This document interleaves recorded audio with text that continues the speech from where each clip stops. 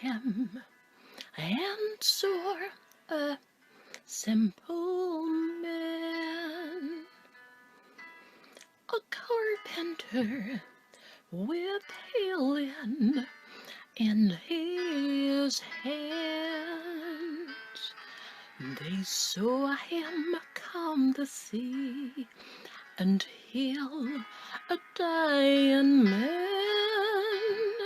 They saw, but could they really understand?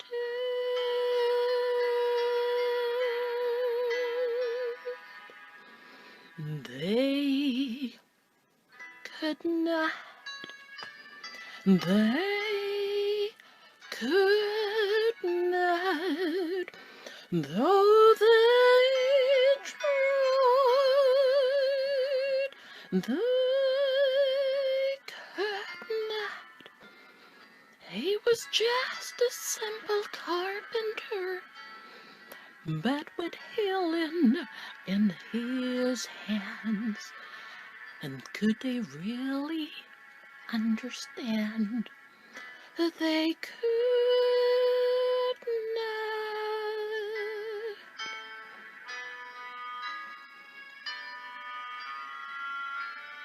They listened to the teachings that they heard. They wondered at the mystery of his words. They wondered what he meant about a father's plan. They heard, but could they really understand?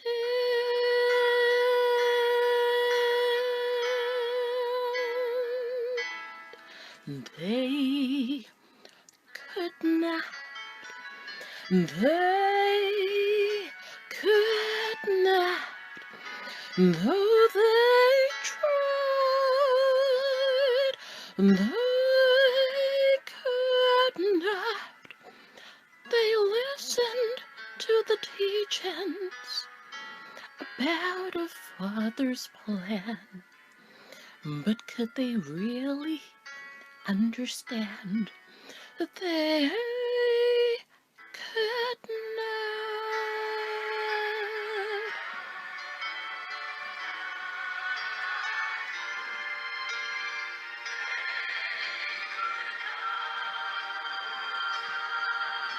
So finally, upon a rugged cross, they killed the man who would not suffer loss. And when at last they took what willingly he gave, he died, but could they keep him in the grave?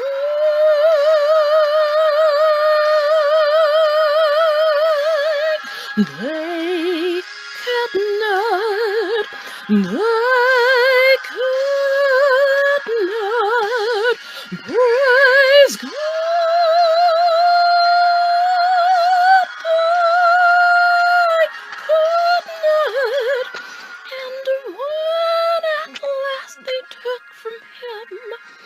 What willingly he gave. Could they keep him in the grave? Could they keep him in the grave? Could they keep him in the grave? They could not. They could not.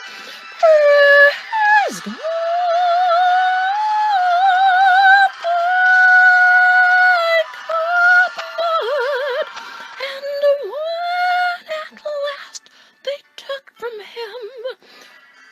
Willingly he gave. And could they keep him in the grave? Could they keep him in the grave? Could they keep him in the grave? They could not.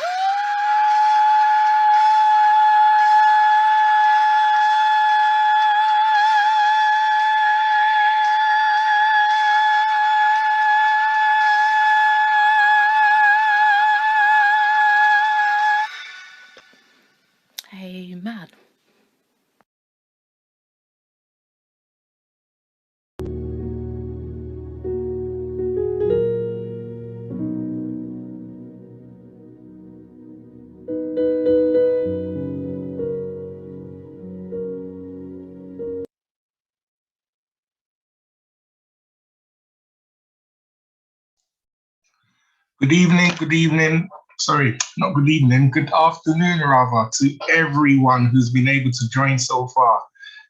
My name is George Osei-Bonsu. I am so humbled to be on this call, and even more so, so humbled to see so many of you who've been able to join at lunchtime. I am here to present our host, who will be in charge of today's program. And our host is none other than our own brother, Isaac, Isaac Mavala. Isaac is an aerospace consultant and a serial entrepreneur. Isaac will be our host for today. He will be the one in charge of today's program. So I'm sure you've joined in anticipation of what is about to unfold. Isaac, if you're with us, if you could put your camera on and we will spotlight you so you can take us through today's program. So thank you, and I hope you will enjoy the program we all have in store today. Isaac?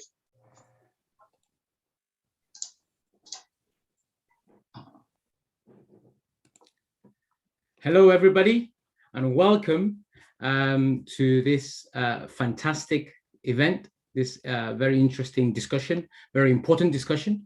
It's my privilege to open this session. Thank you, Brother George, for that humbling and very warm welcome. And I extend that in the same vein, that welcome to all of you. We're really delighted to see so many of you. I know we have people joining in from various places across the world. I know we're in a virtual world now. We have people from settled in the UK, of course. We have people from Ghana. We have people from Nigeria, from the whole of Africa, West, East, South, and even part of Central Africa. And maybe even one person I know is joining us from North Africa online, friends and family. We're really delighted to have you all here. To begin, we want to do a little bit of an icebreaker. Okay. Now, what we want to do and what will be useful also for the speaker when we come to the presentation, the guest speaker, is in the chat, okay? I'm going to ask you, please, to put down and just type what country you are from, okay? I know some of you might say, I'm British, innit? Right? Okay. Your parents might be, and you might be born here, whatever. But if you got a heritage like myself, I'm Nigerian, that's my heritage. I'll put that in the chat. So we just want to see the diversity of the people that have joined us today. Okay. So can we do that exercise? Feel free to unmute and yourselves and put your cameras on for this session. Please throw it in the group. Let's see how many different African countries do we have here. Most importantly, what's the majority? Where's the majority of the people on this event here? So I can see in the chat, we've got Tanzania, Barigani, okay, Ghanaian, how do you say that? Etise, Nigeria, yes, brother. Sanu, let me say it. Akwaba, thank you, Akwaba. Please put your cameras on. And Wazobia.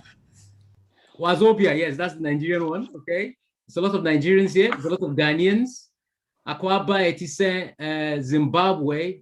Shall I say Makadi, Ondepi, Onishap? I think that's where I'll stop. Zambia. We've got Zambians in the house. Mulibwanji. Okay.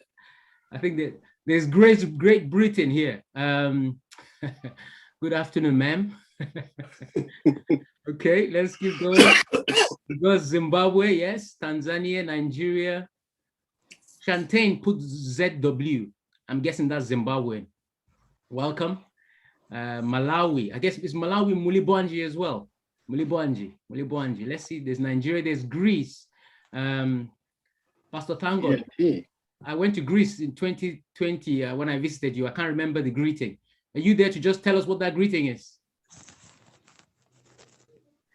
In Nigeria is here. Ndewo for the Igbos. That's right. Thank you. Ndewo. Trinidad and Tobago is in the house. Listen, we're very delighted to have so many of you here, and we're very happy that you can join us, or we can have this an important conversation together.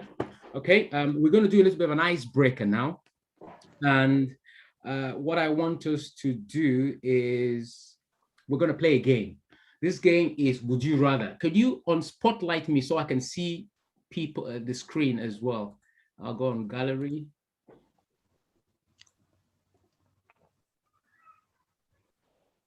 gallery view. Could you take off the slide? I want to be able to see. We're going to play a game called Would You Rather. Okay, would you rather?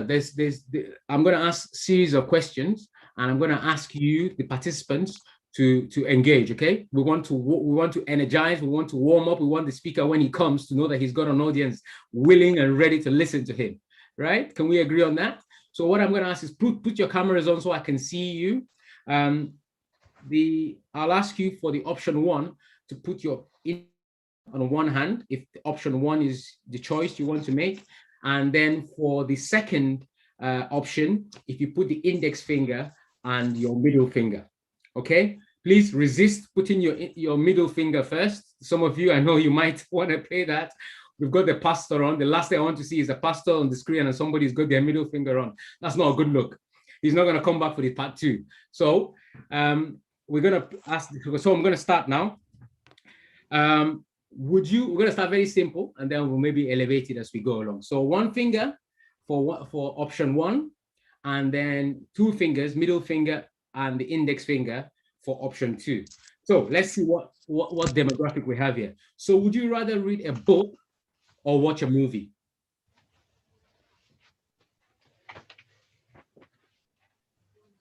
Okay, I'm seeing hands. I think most people here are certainly well read. People are putting their books. So Pastor, you can see that. So that helps you in terms of when you lean into your questions. Okay, I'll ask a silly one. Would you rather lose all your teeth or all your hair? Some people have lost their hair already, perhaps, but let me not be too. Pastor is taking his hat on. Okay, would you rather lose all your teeth, or I think because I've still got some hair left. Okay.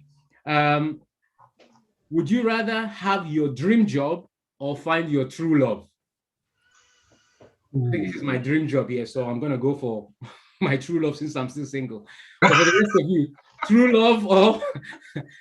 love or listen. Guys, please, you can come off mute. I want to hear your voices. I want to hear the okay. This is a great, everybody's going for true love, Pastor. We're all lovers in the house. Amen. Amen. All right.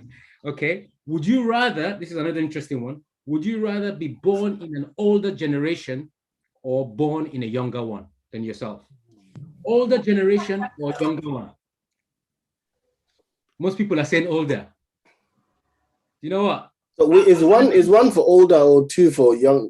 So the first one is always the first option is 1. Okay. The first, and the second one is so. Would you rather be born in the older generation, you go, or the younger generation, you go? If you're undecided like me, you can put both on, meaning you're happy where you were born. No, we'll go with one. We'll go with one option. Okay. It looks like most people are leaning to the older generation, from what I can see. Would you rather be an audience for this meeting or host the meeting? Audience. Does that mean you're tired of your job already? Audience or hosting? Let's see. Would you rather be an audience, hosting, audience, panelist, speaker, or hosting? Audience, thank you. I'm here to learn. Okay. It sounds like I'm alone on this one, so that's fine. I'll take that. Okay, I'm going to throw in one. Pastor, I know you're a Liverpool fan, so would you rather? I'm an Arsenal fan. Let's see where people go with this. Would you rather be, if there were only 2 football clubs in the world, would you rather support Liverpool or Arsenal? Liverpool, Arsenal. 1, Arsenal 2. Yes, thank you, Uncle Zach. I can see you're undecided. I'm happy with that. Okay, right. Let's play another one. Thank you for this. Thank you guys for participating. All right, we're going to move on to another icebreaker. We're going to play another game called a 40-second blah, blah, blah. Okay, in a minute, I'm going to call one person. I want you to unmute yourself, and I'm going to give you 40 seconds. Let's make it 20 seconds, blah, blah, blah. I'll give you 20 seconds to share your thoughts, ideas, insight, questions concerning the topic, bridging generational gaps. Okay, we want you to riff and give the ideas that come to mind. It doesn't have to, don't try and sound clever or trying to, that's what we want. We want you to just say as it is to you. So I'm going to start with somebody. Let me see. Yusuf Samuel, I'm sorry, I'm going to put you on the spot. can you come off mute and just for 20 seconds, just blab whatever comes to your mind, bridging generational gaps. Nobody's judging you here. We're not here to judge anyone. So just blab whatever comes to your mind. You're mute, Yusuf.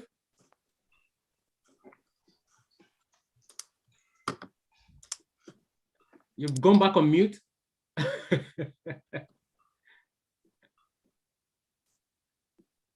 Come on, Yusuf, you're taking 10 seconds now. I said I passed.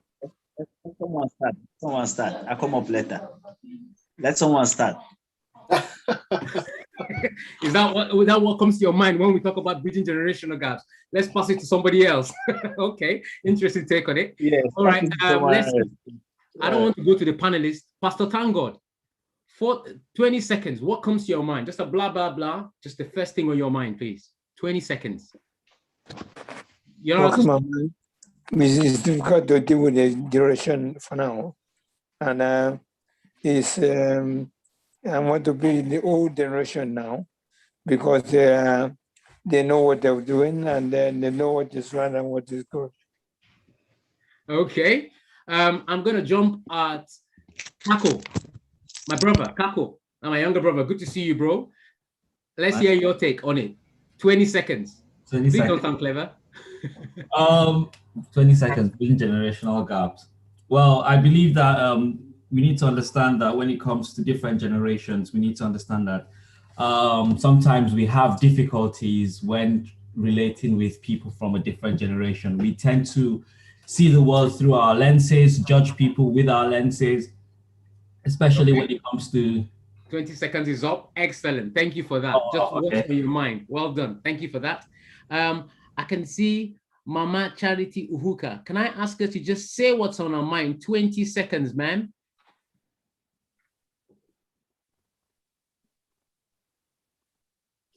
Yeah. Good afternoon, everyone. Good afternoon, ma'am. I just have to say that say what's on your mind. Bridging the gap is something to reckon with, because as older folks like us, the children who really think that we don't know what is happening, or maybe we didn't go through those kind of life, but we let them know that we too went through what they are going through now, even though now it's more challenging because of the media. In our own days, we just do things and we are more connected with one another. So by bridging the gap now is that be young and old, we need to know where we come in and we need to know our boundaries, because sometimes we older folk, we think that the younger ones, they are not perfect or they are doing things in the wrong way. But we who know that we've gone through those days and our parents were very patient with us. So bridge that gap, we need to be more patient and more tolerant. Wow. Very, very, this was supposed to be a blah, blah, blah. This was real wisdom. Thank you so much. Thank you so much. It's good to see, good to hear that. Thank you so much, man. Okay, I'm going to ask to share my slides, please. I'm going to run through the slides because we're ahead of time. But thank you so much for participating on our icebreaker. Hopefully you feel energized, you feel warm and ready to engage on the topic. Pastor, I hope you heard some of those points. I think I'm looking forward to hearing what you will add as well. Okay, I'm not going to be stealing the thunder from the pastor in terms of his presentation, but I'm just going to run through a couple of things. Just before we do that, we are live, we're on YouTube, we're on Facebook, and it's being recorded. So just for your permission and your knowledge, we are going to be, of course, discussing and focusing on individual differences and collective differences in some ways. We have to celebrate that for us to get to the type of genuine unity that we hope we can achieve through this program. So the diversity in terms of generations, mindset, personalities, but hopefully we can arrive at a unified mindset. So special welcome to Bridging Generational Gap Part 1. I'm addressing you today and as the moderator. I'm delighted and honored to have that opportunity to do so. Why this topic? And generational gaps, for me, put simply, it's as Mama has just highlighted, is differences in attitude and behaviors between people of different generations.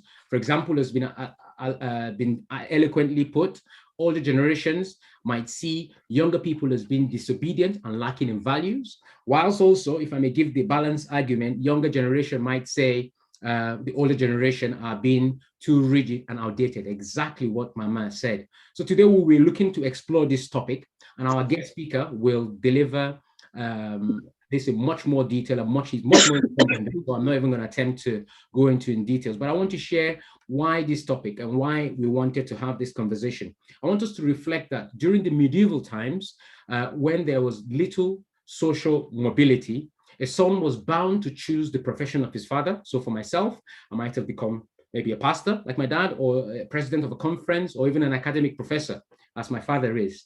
In those days, the society was the same, whether you look at 14th or 15th century, same economy, same lifestyle. Fathers, mothers, being the experienced people, will understand exactly the dilemmas that their children are going through because they've lived those lifestyles. Scholars say that generational gaps all started post the Industrial Revolution. So the Industrial Revolution is around 1760 to say 1840, 1820, 1840, when society started changing around those times in terms of the Industrial Revolution, technology coming in, a lot of technological advances. The significance of this was already realized in that 20th century when mass media meant mass changes in social environment. Food was changing, started to change because of technology and the way it was being cultivated. Music, dress, a lot of lifestyle changes, especially, and it was being seen across, say, 20 years or so. Fathers and sons are now separated by different lifestyles. So a son will face different choices and dilemmas. His fathers may not have those answers to some of them. And so therefore the son might, or the son might not think the father has the answers to them, and they might look elsewhere, resulting in a conflict because the father would want him to listen. Today, the pace of that change has increased, and in turn, the pace of that generational gap has only increased too. Parents are expected to be adaptable, understanding, tolerant, and to avoid any intergenerational conflict. If we move on to next slide. Is generation gap anything new? It's interesting to note how consistent it has been over the years. Would you agree? So Socrates, 400 BC, as you can see on the screen, children love luxury, bad manners, contempt, show disrespect, all of that stuff, which is perhaps prevalent. If we go on to next slide, what we are living now is not an average generational gap. It's incredible quantum on unprecedented leaps in technology over the last 30 years in human history. We're coming back, and it's coming back right to shape us as humans. Digital migrants, this was coined by Mark Prensey in 2001, where he referred to people, this is people born prior to the digital age. If you're born from 1985, you'll be a digital immigrant. And if you were born post that, you'll be a digital native. If we move on one, that's just showing some technological advances and projects that I've had the privilege of involved in. In 2030 alone, we're going to discontinue internal combustion engines. Everything is going to be hybrid electric or full electric. So it's not far. And if you were born around that time, you'd say, well, cars have always been electric, right? Are we seeing a generational gap or an actual generational break? The fundamentals that existed for thousands of years, like concept of community, is changing. It used to always be a physical concept. In less than 2 generations, it's now becoming a very virtual concept, like we all are experiencing now. We're all joining from different direct places, and we're able to communicate and share ideas and learn together. The question is are these breaks taking us to where we need to go towards safety or towards destruction? As a tech consultant, my job is mainly around supporting aerospace companies to improve their productivity. Let me share an anecdote with you in terms of productivity. So productivity from 1939 to 2000, the average annual increase of individual productivity in the USA was 2.9% per year, average. But from 2000 onwards, it's been crashing down to about 0.9 per year. The only correlation that they have been able to attribute this to is intensive use of IT. Don't get me wrong, I'm a technologist. Of course, I enjoy technology like we're all using it now, but perhaps the issue is we must use technology and not let it use us, right? When faced with a new tech, I guess the question will be, does it improve me physically, emotionally, intellectually, professionally, or even spiritually? I guess you'll have to, it's a lot of fun. You have to look at it like, and it's enjoyable, but you have to look at it like perhaps cake. If you like cake like me, or another guilty pleasure that might be referred to as nowadays, is great, is fun, but too much of it, it's not good for you. So I guess the same with technology. So we need to be mindful of the use of the technology so that it doesn't inhibit us, but it actually helps us. Productivity or technology should help productivity in terms of quality of delivery on time and reducing cost. And the same can perhaps be said in our lives when you compare that to businesses and how technology helps. Therefore, I think that this topic is absolutely important for all of us because we all experience this in some way. And for this reason outlined, we think that is a good reason for all of us to care. If you look at the screen, the various examples that of examples of various generational gaps. Okay, if I ask us to move on one slide now, please, just to introduce the agenda and the plan. If you can move on one slide, please. Thank you. So we've concluded on the icebreaker. We've done an introduction and to give you outline as to why this topic and why we think is important and why we've actually invited our guest speaker to speak to us today. And I'm going to introduce Pastor Adam Ramdin now. Pastor Adam Ramdin is a man of God, first of all. He's an eloquent speaker. I'm sure you will agree when you hear him speak. He is married to one wife, Mrs. Aiko Ramdin. So he's married to Aiko. He's got a son called Enoch. He's if you move on one slide as well, please. He's the youth director in the NEC, but he was speaking to us both from a youth perspective and also the older generation. Of course, he's been a pastor in the Birmingham area and also been an evangelist with Amazing Facts. He's also the executive producer for the Lineage Journey. He enjoys biking. Pastor, if you come on camera, he enjoys hiking as well. I'm guessing, Pastor, hiking, that's walking, isn't it? Or climbing or whatever. Hiking, and he enjoys snowboarding and traveling as well. So it's my honor, it's my privilege to welcome Pastor Ramdin to speak to us. With all of this, I ask that you give him your full attention, and if you can help me in welcoming Pastor Ramdin by giving him your full attention, please, that will be excellent. So Pastor, please welcome. Over to you, sir. Thank you very much. Appreciate the welcome and appreciate the opportunity to share with this forum and in this capacity. So thank you for all the organizers as well who've put this together, who've organized the invitation, the live streams and the technical side of things. So it's a privilege and honor to be with you. I met Isaac back a couple of years ago now, in 2019, at least when I was at the Liverpool church. The same day that Liverpool won the Champions League, I hasten to add, and you had to do we had the opportunity. I recognize that the majority of the people on this call come from the continent of Africa. I don't profess to be an expert in African culture by any stretch of the imagination. I may know a little bit more than the average man on the street, due to pastoring here in the UK and meeting with people of various cultures on a weekly basis. My brother-in-law is from Nigeria. I've traveled to Zimbabwe, South Africa, and Swaziland, but that does not make me an expert at all. I know the panelists later on will be able to share much more detailed answers, I believe, to some of the specific questions that you may have about unique cultural questions that you encounter. What I will attempt to do today is just share some broad swaths of principles that relate to generations. I don't know if we'll get a chance to get into it today, but looking at some of the uniquenesses of generational churches and second generational churches, that may be a subject that we'll really delve into more next week and look at the challenges of I guess you'd say ethnic churches as they are in a new country, and then the challenges between the first generation in that church and then the second generation that comes. I think that's going to be more for the second presentation that we do, then we'll have time to really cover that today. But it's a privilege, as I mentioned, to be with you. I'm going to go ahead and start sharing my screen and And which one is it? There it is there. So if let me know, someone unmute yourself and share. So this is on bridging gaps, generations, bridging gaps and opportunities, challenges and opportunities of changing generations. We've already had a few comments that have been mentioned already.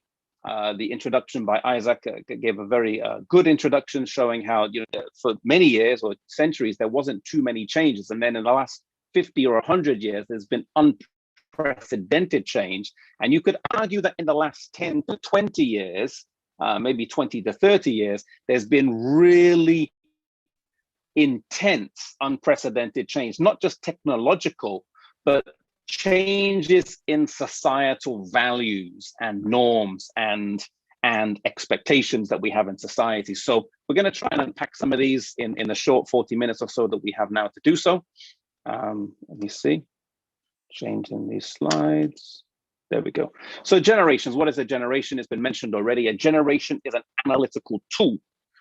And we use this analytical tool to understand culture and the people within it. And it reflects the idea that people who are born in a certain period of time are influenced by a unique set of circumstances and global events, moral and social values, technologies, and cultural and behavioral norms. For example, the time or the time period where your parents were born had particular events.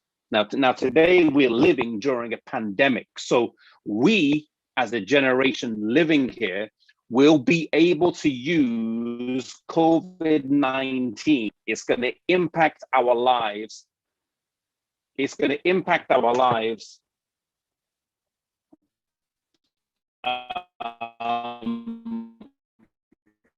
from now onwards. However, the generation that are being born now, they will have no reference point for the changes that COVID-19 will bring into society. They will just be the normal for them, whereas we will remember life. You have no cons for 9/11 and the changes to travel and the changes to we lived during the invention of the smartphone. Previous generations lived during the invention of the VCR player. Previous generations lived during the invention of the television.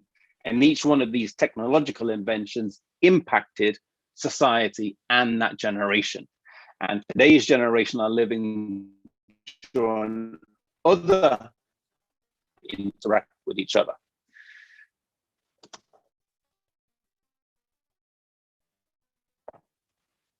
I don't want to mention this as we kind of at the very beginning,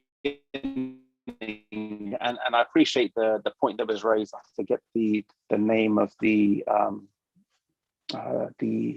all the names of people, institutions in society, workplace. I understand that most of the people on this call are from a church, predominantly probably some the Adventists, though I understand there maybe some other Christian persuasions on here, but it's one of the few places where intergenerational relationships should and can still take place. A lot of institutions today where that would happen have gone, but the church and the older can learn from the younger, and it needs to be in a sense a two-way street, not just kind of one way. This takes place through communication, understanding, and learning. So to run that are around in society and intergeneration, sometimes they're called the silent generation, either builder or silent generation. These are born before 1945, which if you age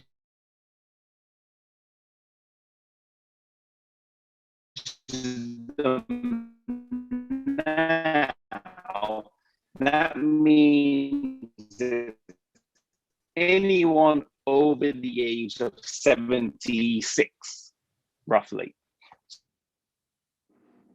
So if you're over the age of 1976.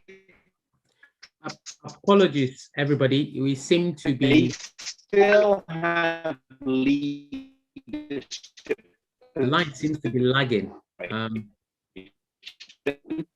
Because they're not just, you know, this mythical generation up there. They still run churches and things like that, elders in churches and so on. And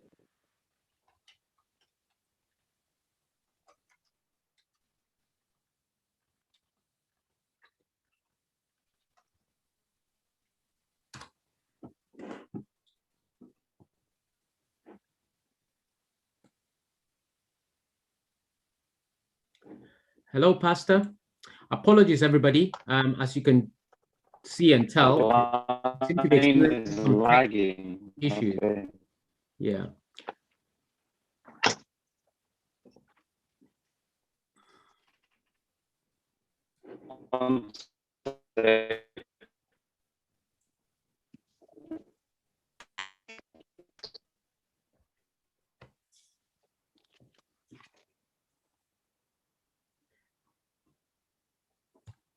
Okay, let's try one more time. Hello. Yeah. Hello, Pastor.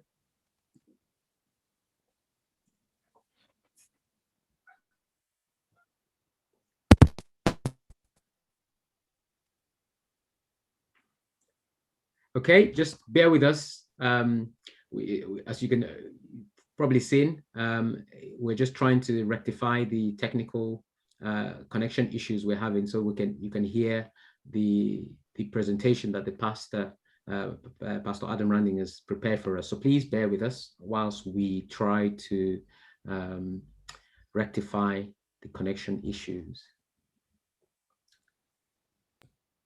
Okay, Can you hear me okay? Yes, much better now. Excellent. That's better. You can hear me okay? I can hear you well, loud and clear. Excellent. Thank you. You know what the problem was? I'm not sure. I was using my good. This is not a good. It's not a good advertisement for AirPods. No. Anyway, let's carry on. Okay, please proceed.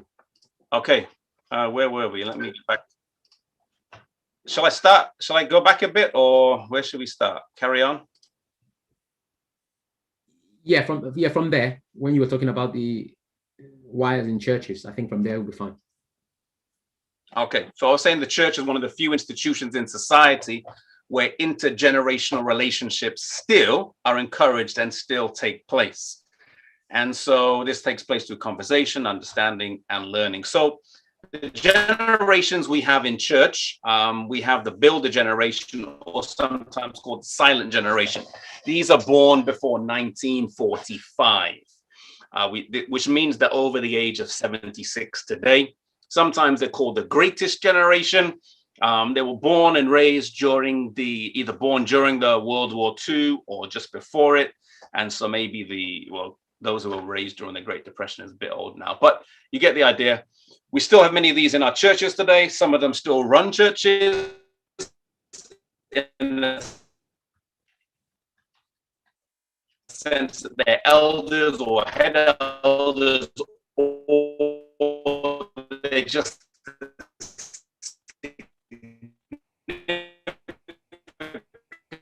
members in church who have significant sway over the church board or business meeting, etc.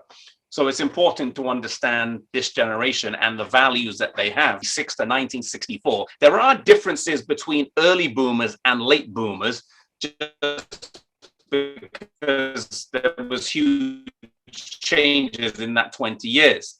During this time, at least in Western Europe, there was the hippie movement, the protests, the Beatles, that had a huge impact on culture and society. This was the generation that, as they grew older into their teenage or 20s, they saw the fall of the Berlin Wall, they saw the fall of communism, this this was a time when they were born, when communism and capitalism were at loggerheads, and it was a big uncle. This is a generation that relied on writing letters. This is a generation that would have developed interpersonal skills in using such devices and modes of communication. This is a generation that still today is able to use devices. This generation has smartphones, they have laptops, or they have things like this. However, generally speaking, they see these devices of phones and smartphones as being tools for productivity, as opposed to being integral to their connectivity with their friends. That generation, they do own all these devices largely, but yet it's a different type of usage. So they've adapted to using them as a means for productivity, not so much as a means for connecting. Just a kind of baby boomer generation, if we were to take this to the African subcontinent, for example, this would have been the generation that would have been born during the time of independence in Ghana, or independence in Nigeria, or independence in Zambia, just to highlight a few of the countries. Most of the countries in the subcontinent got their independence during this time of the baby boomer generation.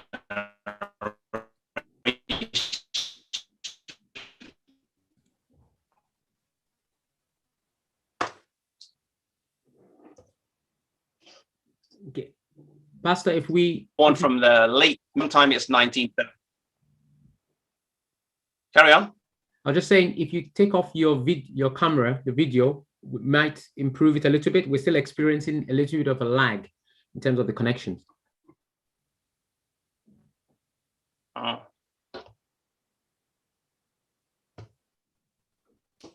might improve the bandwidth. We'll see.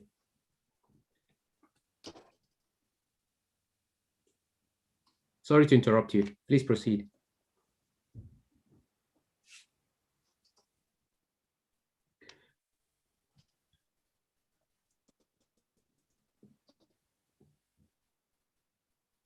No, sorry for these problems.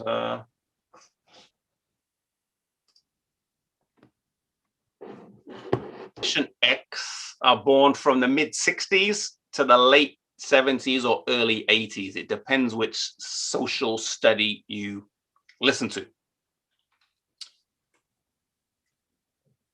This was the generation that is referred to as latchkey kids. Maybe that's more of an American term.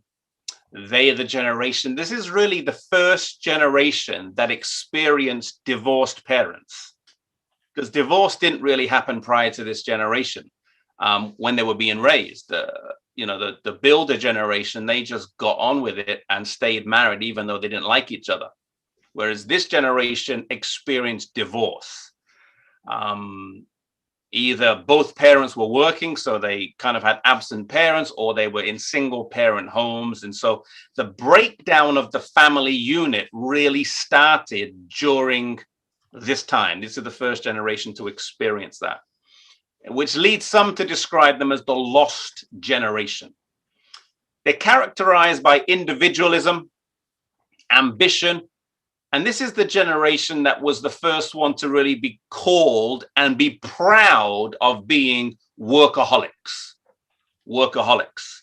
This is also the generation that is able to straddle the digital and analog worlds, because they were raised in an analog world, but they now live in a digital world. And it's Generation X that are the inventors of most of the tech boom companies. Generation X invented, for example, YouTube. They're the ones that invented most of these major societal changing companies today. That would be Generation X. And just in terms of time period, as we're looking also at African subcontinent as well, it will be the first generation to value the work-life balance.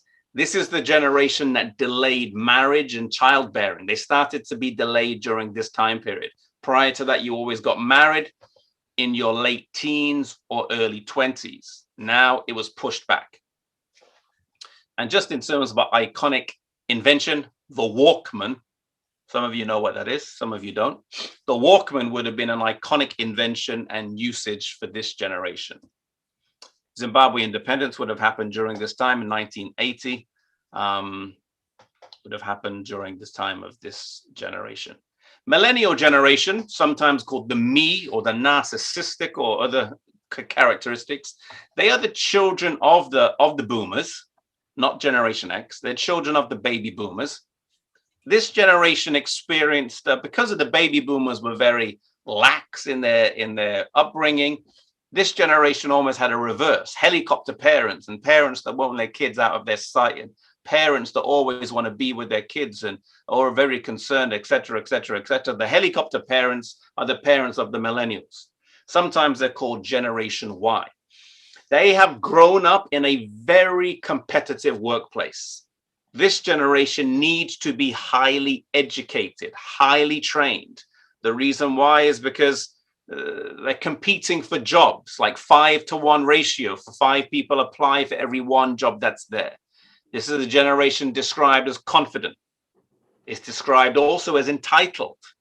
It's also described as feeling depressed. Depression was a huge thing for millennials, huge thing. They're raised by parents who saw themselves as partners, not authoritarian figures. And they're the first generation that was financially worse off than their parents. So Generation Z after them and other ones, now you start to see, partly because of rising house prices and things like that, they are worse off financially than their parents. And in terms of an iconic invention, the iPod, which kind of changed music and changed whatever, and smartphone during this time period. 5 words to describe yourself. When you look at these different generations, they all describe themselves, apart from the millennials, as being smarter. Sorry, as using work ethic and values. But builders are smarter, honest, work ethic, values. Boomers have work ethic, respectful, value, and smarter. Generation X, technology, smarter, respectful, conservative. And millennials, though, technology use, smarter, clothes, liberal, tolerant, music, and pop culture. There's 2 words that are missing. They no longer use the words work ethic, and they no longer use the words respectful, which is interesting because I remember one of the people speaking earlier was sharing how that there's differences in not just work ethic, but there's differences in levels of respect or what's perceived as respect.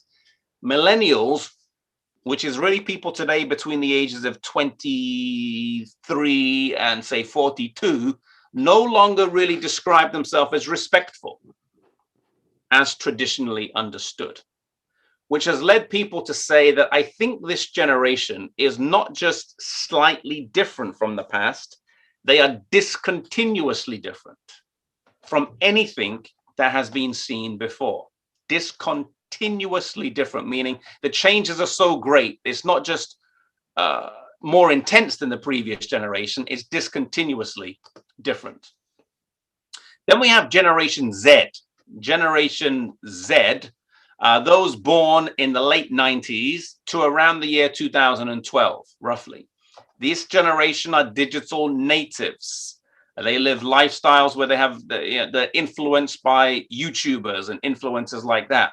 They have mastered technologies. However, they've neglected their interpersonal relationships. They ditch their girlfriends or their boyfriends via text message. They no longer will do it face to face or even a phone call. They'll try and get together via text message, as opposed to doing it the old-fashioned way of actually talking and things like that. So lots of changes with this generation and their communicative ability to each other. They find it much easier to write things in a text than they do to actually verbalize and say something. They like collaborative leadership as opposed to authoritarian leadership. That's kind of a style that they thrive under, and they are politically progressive. Whether they're on the left or the right, they would be seen as being politically progressive, and diversity is the norm for them. Everything is different. Diversity is the norm, and Spotify, if we're going to look at an invention or a societal changing thing, whereas Generation X had the Walkman and the millennials had the iPod, this generation is now Spotify or streaming. Things just stream. You don't store actual things. Remember when people used to have CD collections and video collections? You don't have that anymore. You don't even store them on your hard drive because you can just stream them and you don't need to waste your hard drive space. Generation Z are mostly the children of Generation X. So these are kind of the broad generations that we have. Numbers wise, if you look at it here, Generation Z are 2.4 billion today, which comprises 32% of the world's population. Millennials are 2 billion, which is 27% of the world's population. So between Generation Z and millennials, you have 59% of the world's population. Almost 6 out of 10 people in the world are either Generation Z or millennials by age group. And that is a huge number, which means, well, they need to be taken seriously. Generation Alpha and X, we're not really going to touch these because we don't know too much about them yet. Generation Alpha are those born from, some say 2010, 2012 to around, they're saying it's going to be born up until 2025. That will be Generation Alpha. These ones have been immersed in technology since their birth. They, you know, it's funny. We got for our son, I don't know, some of you who are a little bit older would remember the Fisher-Price telephones. It's like a wooden block with 4 wheels on it and a phone. Anyway, it's like this big. Well, you can't even see my hands anyway. It's like about 6 inches by 6 inches. It's this old wooden block with a dial on it and a phone. And then it's like got 4 wheels. So like they kind of pull this phone along. Anyway, like, we showed it to Enoch, our son, who's like 2 years old, and he didn't think it was a phone. His first word out his mouth was car, because it's got 4 wheels on it. And he's never seen a phone that's got a dial on it. He's never seen a phone with a handle. So as far as he was concerned, he had no reference point to understand that this toy, this iconic toy that everyone would say is a phone, for him, it was a car.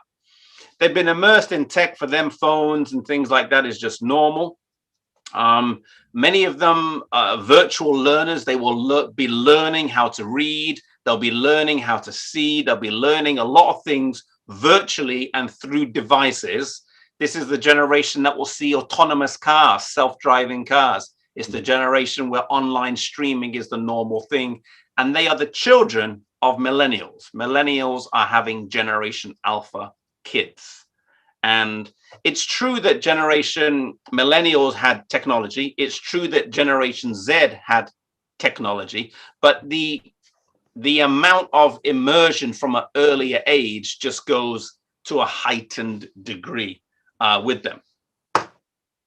So this quote here, that the influence of technology, pop culture, media, entertainment, science, and the increasingly secular society intensifies the differences between the generations. So if you think of all the technologies that have been invented or are around today, that changes how generations operate. You think about the media, the entertainment, and so on. Many parents have a hard time understanding these differences, much less relating to the values, beliefs, and assumptions that children or young people have today. This quotation is particularly, and I want us to kind of really grapple with how this relates to us. The transmission of faith from one generation to the next relies on the messy and sometimes flawed process of young people finding meaning for themselves in the traditions of their parents. So your parents, you've got certain traditions, and young people are like, well, why is that? Why do we do that?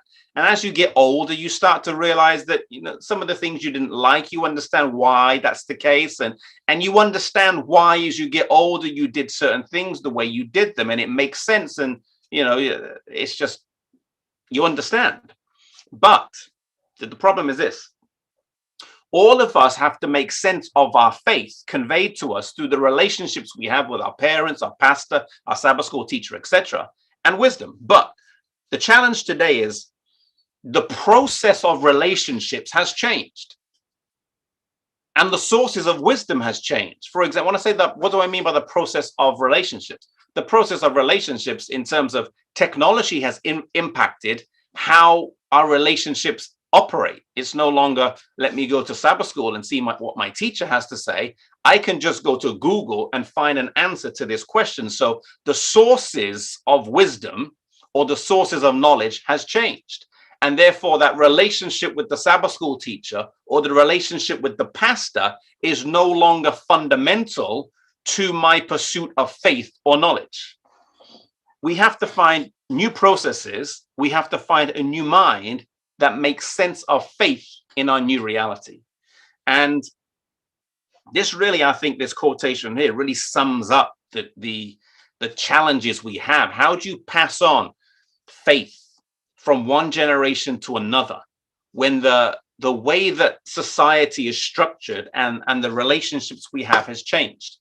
And I personally have not migrated country. My father I'm a second generation. My father migrated to the UK when he was 19 from Mauritius. So I haven't experienced the challenges of migration, as have most people on this call, most likely. But I think one of the challenges is that someone can be born during a certain generation. And if I'm wrong with my analysis here, please correct me in the Q&A. Someone could be born between a certain generation, but due to coming maybe from a different culture, they can have the values of a different generation previous. For example, it's my observation, my analysis, someone could say be born in a generation X, meaning they're born in the 1970s. They would be classed as generation X, but they actually, based on the country that they may come from, may actually have the values of a builder generation that we just described here. And it could be because the culture and the values in the country where they come from is moving at a different pace to what we've just described. So I think this is a characteristic we have to be aware of, that not all of the generations that I've just described applies directly to everybody of that age. If someone's come from a different country or culture, it could be that they, even though they're a certain age, they manifest the characteristics of a different generation based on what their value system. I want you to just think about this one. And this is described, the first generation speaks only the language of the country of origin. Now, this is talking not really about language of, whatever language you speak. It's more talking about the language of how we live and communicate. The first generation speaks only the language of the country of origin. The second generation is fluent in both languages. And I think some of the challenges we'll see maybe in the Q&A, we see that here. For example, the first generation may refer to your parents who brought you over to the UK. Even though they're here in the UK, they may still think, live and speak, so to speak, with the culture and language of the country of origin. Yourself, who've maybe born there but grow up here, you're fluent in both languages. In a sense, you understand the culture of your parents, your forefathers, but you also understand that you're living in a different culture, etc. Then the third generation would then be maybe not on this call, but the third generation, the children of the second generation, obviously, they only speak the new language and have little understanding or esteem for the cultural traditions lost in translation. And that's something I think that we need to bear in mind and consider. This also often relates just to languages in general, that people they often lose the spoken language as they move from country to country. But I think there's much more deeper meaning here as it relates to how we live. I want to delve a little bit deeper into these three words that describe differences: access, alienation, and authority, as it describes differences between millennials and Generation Z and previous generations. So each one of them, I'm going to look at challenges and opportunities. So access, how is the younger generation today different in terms of access? How is it different in terms of alienation? And how is it different in terms of authority? The challenges of access are this. Today, people have an unlimited access to people, ideas, and worldviews at the instant click or swipe of a finger. So you can find out what the Hindus believe, what the Islam believes. You can find out what anti-Christians believe. You can find out what people who hate Seventh-day Adventists believe. You can find out all of those beliefs just online. It's all there. Thus, people are sensing, perceiving, and interpreting the world through their screens, which includes their faith and spirituality. In generations previous, your faith and spirituality was very much centered around the church or your pastor and your faith community. It was centered around that sense of, this is my church, this is my people, and this is where I go to have faith. Now, though, you can experience and interpret faith through your screen, through your phone, through your computer. And the traditional structure of parent, teacher, pastor is not so important. Access. This is the generation that has movies on repeat. So you can access your TV or your movies whenever you want.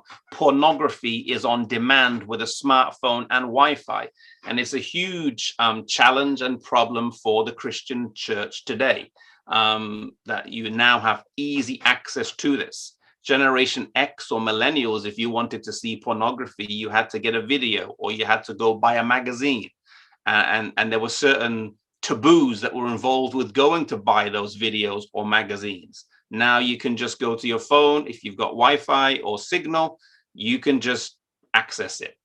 Access is there for everybody. The internet and digital tools are at the root of a massive disruption between how generations work and think and worship and how today's generation do things. So the internet and the smartphone have really changed how we access information. It's a huge thing. And technology today is so much a part of the identity of a generation. People identify with how they portray themselves on the screen, how they portray themselves on the phone, how they portray themselves on social media becomes a part of their identity. And even people get known by what their social media handles are, more so than sometimes their actual name that they're registered with at birth. And so technology is a part of people's identity. Technology allows people to experience and examine content from a non-biblical worldview. Previously, if you had a Christian home, if you went to a Christian school, if you went to a church, you didn't really have opportunity to examine non-biblical worldview content. It just really wasn't at your fingertips. Whereas now you can. And you can question your faith in ways that your parents have never questioned their faith and probably never will. And so you are coming up with questions that they've never had and that they don't understand how to grapple with. This generation is more connected, but yet more isolated than previous generations. More connected and more isolated. Loneliness is at one of its highest percentages or peaks at the minute. Opportunities of access, it's on blogs, tweets, podcasting, YouTube.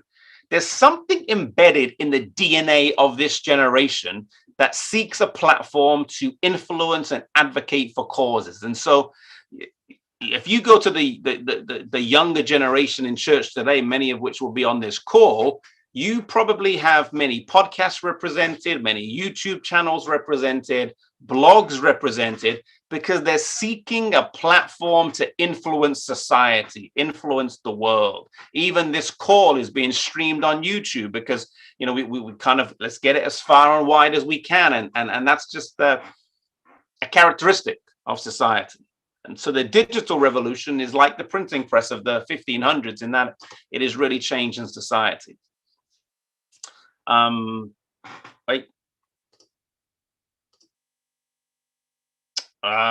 Teachers and pastors are fact-checked in real time. That's another challenge of access. You preaching a sermon and people are checking what you're having to say. Personal news isn't real unless it's been shared on social media. The middle point there I want to mention, constant access. What does that mean? Everyone is an expert. If everyone can access the information, then everyone, in a sense, becomes an expert. People today, even, I mean, I'll use the example of vaccines and coronavirus just to illustrate a point. Everyone you talk to says they're an expert on vaccines, and I haven't taken the vaccine because of this, or I have taken the vaccine because of this. And everyone says they've done research, which often means I've just watched 5 videos on YouTube and now I'm an expert. And I watched another 5 videos, so I'm more of an expert than you. In a sense, it creates a my-sized or a me-sized epistemology. Epistemology is the fancy word for saying how you access truth. How do you determine what truth is your epistemology. And so a me-sized epistemology is my, what's the word? I'm discovering truth through myself. My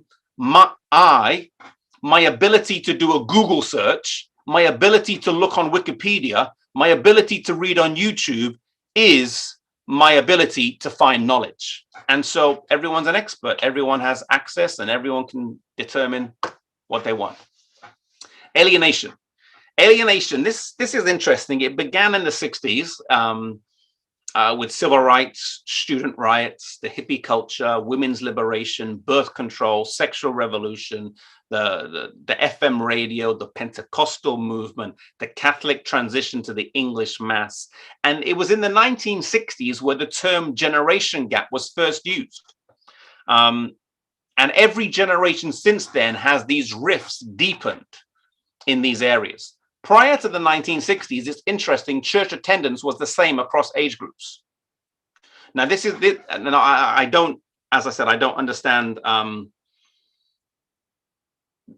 the culture of the countries of your origin in as much detail as you do, but I would be interested if it was true that back in Zimbabwe or Ghana or Nigeria, for example, church attendance is the same across generations, and that there's the disengagement of youth. Is that something that's experienced back home, or is that just something that's experienced as people migrate to England or America or Canada or Germany or Italy or places like that? I'd be interested to know. But we find that something here. Challenges of alienation is family. The family structure has changed. Now, there are obviously certain subsectors of society where we're maintaining that better than others, but generally family is changing. Half of the births today are outside of marriage, which raises the question of what does family mean, and whether births are outside of marriage or whether people experience divorce and one parent leaves. We find that common today. Marriage and family is pushed later and later and later in life. The average age of marriage has increased. Another challenge is adulthood. Each generation has taken a longer and more circuitous route to adulthood based on 5 key developmental tasks. What do you gauge being an adult as? Well, there's 5 things. Leaving home, you gotta leave home. You gotta finish school, becoming financially independent, getting married, and having a child. Those 5 things, that's being an adult. Now, the percentage of people who have done those by the age of 30 in 1960 was 77% of women and 65% of men had left home, finished school, financially independent, got married, and had a child by the age of 30. In 2010, which is almost a lifetime ago, it was only 31% of men and 46% of women. In 2021, it's going to be even lower than 31% of men and 46% of women. The idea of being settled by 30 is no longer the norm. It's settled by 35 or settled by 40 even that people experience today. That's not just partly that's because house prices are higher or school is longer or whatever, but it's just it's true that people take longer to get to adulthood today than they used to. Alienation also, not just from family, from adulthood, but alienation from institutions. People feel disconnected from the systems of education, economics, government, and so on. There's a huge competition for jobs today. Your degree, you get a degree. Some of you know what this is like. You get a degree, and then someone gets hired in your workplace who has no degree or nothing. And so you start to wonder, is this degree a ticket to success or is it not? We've seen news go from print media to social media. We've seen music go from music labels controlling the industry to now people having a Spotify page and releasing their music themselves without needing a music label. So the institutions of society are being bypassed. People are skeptical of these older institutions that have changed society. What does that lead to? Opportunities. Under the old normal, it's difficult for church structure to meet the needs of the new normal. I mean, we've just lived during the pandemic, and so exactly what church is going to look like when we get back to church is going to be very, very interesting. But the church is an opportunity because it's called to be a community. It's called to be a community of God. And true community banishes isolation. True community banishes loneliness and replaces that with love. And that's still possible. That's still possible. And it's still an opportunity for the church to provide those things to society today. Alienation, instead of turning to parents or older adults for advice, people are more likely to ask their friends. They're more likely to ask their peer group as to what the answers to questions are going to be. People have many superficial acquaintances instead of few intimate ones, and they are very skeptical about talking heads. Authority, the last one. So we've done alienation, or access, and authority. There are three areas of challenges for authority. Number one is scripture. Today's generation, because of their schooling, because of society and so on, they are skeptical about the reliability of scripture. They see the Bible not as the final answer to all of life's questions, but they see it through the lens of pluralism, meaning it's just one of several or many books that could or could not be holy or infallible. Their media habits make having a physical Bible less viable because phones and tablets and so on are much more common. And they're less likely to believe that the Bible has a claim to human obedience. Let me mention that again. They're less likely to believe the Bible has a claim to human obedience. I've seen it more and more today where you can do a Bible study with someone and you can show them how the Bible teaches a certain lifestyle or practice is not right. And they'll just say, well, that's just not the way I see it. I don't see it that way. And so the claim of the Bible on human obedience is less strong and has less weight than previous. The challenges to Christianity are that secular society has made little room for religious commitments. Where does our faith fit into politics? Where does it fit to science? Where does our faith fit into sexuality, media, and technology? People of faith are often irrelevant to the conversation. They've been pushed to the side. So, and to this generation, it's worse to be irrelevant than to be wrong. Like, I want to be relevant and I don't want to be pushed to the fringes of society. And that's a challenge. Christian influences as well. You notice that the traditional big preachers or big pastors, they just don't have sway today. New leaders have to come from new sources. And that's an opportunity for us as well, that we see. Now you have the idea of a Christian influencer, which may not be in the traditional form, but would be in other places. So opportunities are a culture of skepticism, is a culture of questions. And so people have skeptical today, they have questions. And their questions lead to conversations, they lead to relationships, and it leads to truth. Opportunities, this is an interesting point. Some communities closely monitor the 6 factors that have socialized young people into faith: community, church, religious programming, schools, entertainment, and a stable family structure. Those are the 6 areas that we have often used to bring children into a faith journey. We provide them with a community. They come to church. We give them religious programming. We control or we monitor what entertainment they have, and we provide a stable family. And hopefully, we're able to kind of, keep the same values alive there. Few extra points. I'm going to wrap this up soon because we're running out of time. More likely to consult the internet than a pastor about a religious question. Tech savvy, but not truth savvy. And as I mentioned earlier, I just want to come back to this question as it relates to our values. The first generation speaks the language of the country of origin. The second generation is fluent in both languages, and the third generation speaks only the new language and has little esteem for the cultural traditions lost in translation. I've shared this on a previous, actually, I'll come back to that next week. So values. These are general values that go across generations. The builder generation or the silent generation generally is motivated by a value of is something right. The baby boomers is something loving. Millennials, Generation Z, how does something work? How does it work? And I just kind of will probably close on that this slide here today, and go back to the point I was making about not everyone of a certain generation is always of that generation. You could be, quote unquote, you could even be a millennial in your age. You're born in 1982, but maybe because of your early upbringing, or maybe because of whatever, you actually really resonate more with the values of other generations.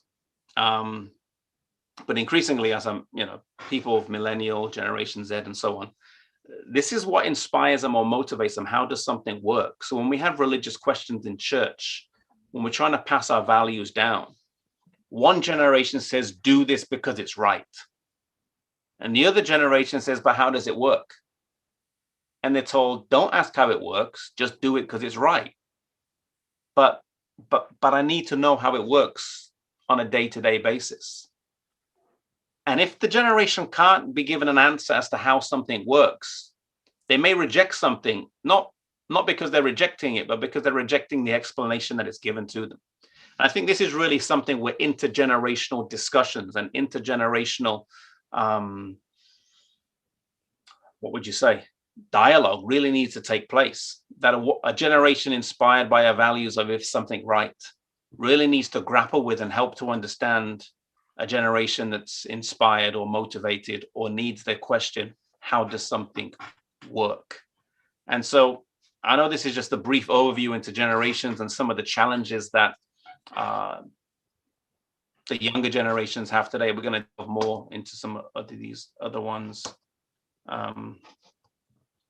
If someone could stop my screen share, I can't seem to stop it. Okay. Thank you so much for that. The IT will do that. Excellent. Thank you so much for that. Sorry about the tech problems. I hope you're able to hear a few bits of what I said, and it made some kind of sense. My apologies for that. But, no, that's fine. It came through in the end. I think we obviously had some connection lags earlier on, but I think it straightened out fine. So thank you. We're able to benefit from that. Wow, quite a lot of information. I've heard a variant of this presentation, and now I'm still baffled every time I hear it speaking, and I can't imagine someone that hasn't heard you giving this presentation in the past, what they must be thinking at the moment. The various, you've described the various generations. I'm just recapping. The builders, the elders, talked about the baby boomers, Generation X, millennials, quite a lot here for us to unpick in terms of what we're going into now, which is the panel discussion. Once again, thank you so much, Adam, for that eloquently put presentation in terms of highlighting the high level differences across the various generation. Just for context, for everyone else in the session, there's going to be a part 2 where hopefully Adam is able to now go a bit more deeper in the discussion. Of course, we have a panel session now, so it's my privilege to introduce the panelists. Okay, I'm just going to describe those that we have on before we put them on spotlight and we can start to go through. So as you can see on the screen, we've got Mr. Zach Anucha, Elder Zach Anucha, who is my mentor, and I'm very delighted that he can join us today. And it may be in some ways, I'm as you said, Pastor, maybe I'm actually living some of his generational values because he's a strong mentor and a guidance in my life. But anyway, Mr. Zach is a self-starter. He's a lead security consultant, cybersecurity. He also passionate about mentoring and developing the next generations of cybersecurity consultants. So we're delighted to have you here, Mr. Anucha, Elder Anucha. jumping on, we've got Dr. Ramti Lawumi. Dr. Ramti Lawumi, who we refer to as Dr. Ranti, is a mother of adult children, a public speaker, an advocate for mental health awareness in Black communities. She has also been a practicing psychologist for over 20 years, both privately as well as within the NHS. She's passionate about, as a Black woman, she believes that they see the world slightly in different angles, of course. And as a woman and as a Black people, she believes that there are differences in the way we see the world. She's passionate about empowerment of Black people, the psychological impact of race and racism on us as a group, and how the impact of behaviors and psychological safety at work. So there's quite a lot of experiences here that she's going to hopefully share with us. So thank you for joining the panel. And if we move on we've got Mrs. Yemisi Idiodi. Mrs. Yemisi Idiodi is also an engineer, which I'm happy to have her here as well, so I don't feel alone. Mrs. Yemisi is an educationist. She's a counselor in Family Life Ministries. She loves to get involved in and raising and supporting younger people. She's an advocate for healthful living as well. So delighted to have you on the panel as well. Thank you so much. We'll move on to Kelly Smith, Kelly Amankwa Smith. Kelly is Ghanaian, is of Ghanaian origin. He recently is just completing a master's in statistics, I think, financial statistics. Actually, that's his undergrad. He's currently studying a master's in finance. He was previously youth leader and also a secretary. So he works very much with young people. And so hopefully he will be able to give us his perspective as a young man, as a young person. Okay, so that's the panelists that we have. So we're really delighted to have you all. We've got some questions that has been coming through the chat. Can I ask that you please type in your questions in the chat? Don't necessarily send it to me. I'll post it back, of course, but we want to have the conversation in the chat. So thank you again, Adam, for that wonderful presentation. Adam is also going to join in the panel conversation to answer any questions that we have. Okay, so we're going to stop sharing screens now, and we're going to have spotlighted the panelists so that we can have the conversation. I'm going to ask Fido, who is sort of manning the YouTube link that we're sharing. There might be some questions on there as well. Stephanie is looking at the questions on the Zoom. So when it comes through to me, please, I'm going to ask you that if you want to ask a question verbally, please put your hands up by clicking on the reaction on the links and putting your hands up, and then we'll identify you and give you an opportunity to ask your questions. Okay, so without further ado, let's get into the hearty topic, the conversation around, obviously, generations and bridging generational gaps. So I'm going to ask you all in terms of just what's stuck to you, what came out from the presentation today. Was there something that was new to the panel? Is there something that you thought, that's quite interesting? Let me start with Mr. Zach Anucha. From your perspective, what was said today that I thought, that's what was crystallized to you or was new? 30 seconds, please. You're mute. And then I'll come to Kelly next. Okay, what came across very much is the different issues associated with different generations. And the question that came to mind is, how can we make sense of all of this? That's the key question, which perhaps we can try and address either on this very presentation or in the next one. Okay, thank you so much. And Kelly, yourself as well, 30 seconds. What sprung to mind? What captivated you in the chat, in the presentation today? Yeah, thank you very much, Isaac. I think a very important thing that was said that sounds a bit scary is when we find our generation, let me use our because I fall in that category as well, how we are discontinuing or we are breaking away from the norm. So intergenerational gaps have existed in the past. However, we have gotten to the stage where we are going off the tangent completely. And so I think it's something that will be very important to discuss further as the conversation goes on. Okay, wonderful. Thank you for that. Dr. Ranti, please. If you can come off mute.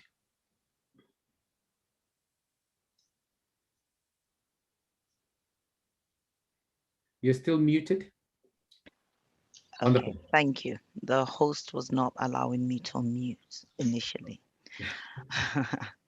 So I think the thing that really stood out for me was the differences, our perception of things.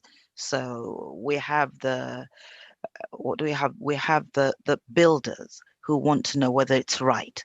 We have the boomers who want to know whether it's loving, and that kind of fits with the free love of that age group.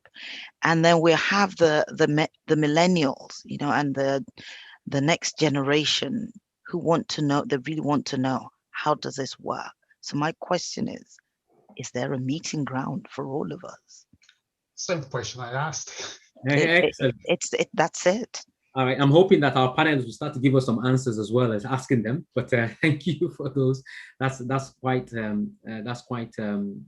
captivating. I'm going to go to Mrs. Yemisi Diodi, please. If you can come up mute, please, from the presentation that Adam has eloquently put together and shared. What stood out for you? What really stood up, I want to first of all thank the guest speaker. He's really opened our eyes. But what really stood up to me is all these years, I'm a grandmother, because I want to talk practically. Right. These ideas did not come to me. I was just bringing up my children as I understood. And I just wished I had known this long ago. Maybe I would have had less stress in bringing up children. Wow, that's powerful. This is exactly what we're talking about, bridging the gap, and the fact that you're saying these things is absolutely positive. Thank you for that. Okay, Adam, in preparing this presentation, right? I'm not going to leave you out. In preparing this presentation, because I know it's slightly different to the last, quite very different to the last one I heard you speaking. Was there something that in your research you thought, I guess what I'm asking in another way is, what's your biggest takeaway? If there's one thing you want people to take away from what you've provided today and shared with us, what do you want people to take away from it? You put me on the spot. I thought I was getting away with it.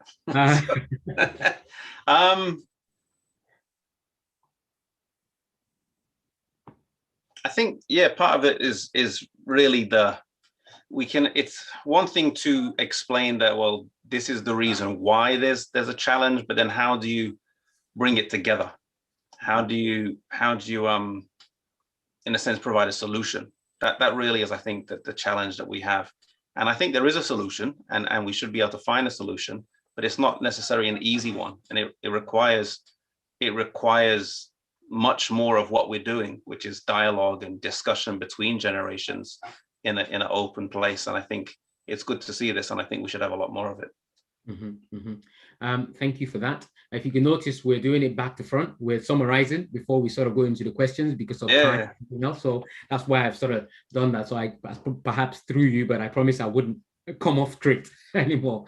Okay, and there's some questions that has come through, and I urge the participants and audience to please send your questions through the chat. We'll be capturing those and sharing those. I also want to give a disclaimer.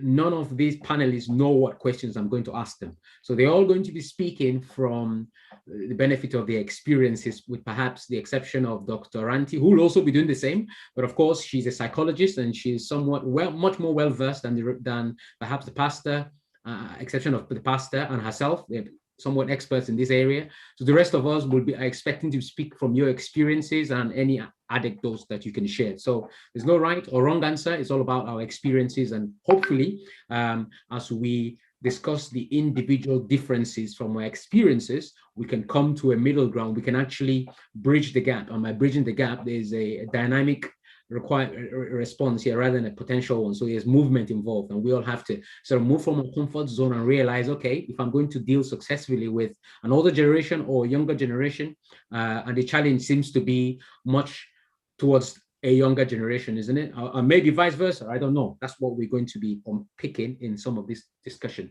So the question that has just come, that has been sent is, when is a generational gap beneficial and when is it a hindrance?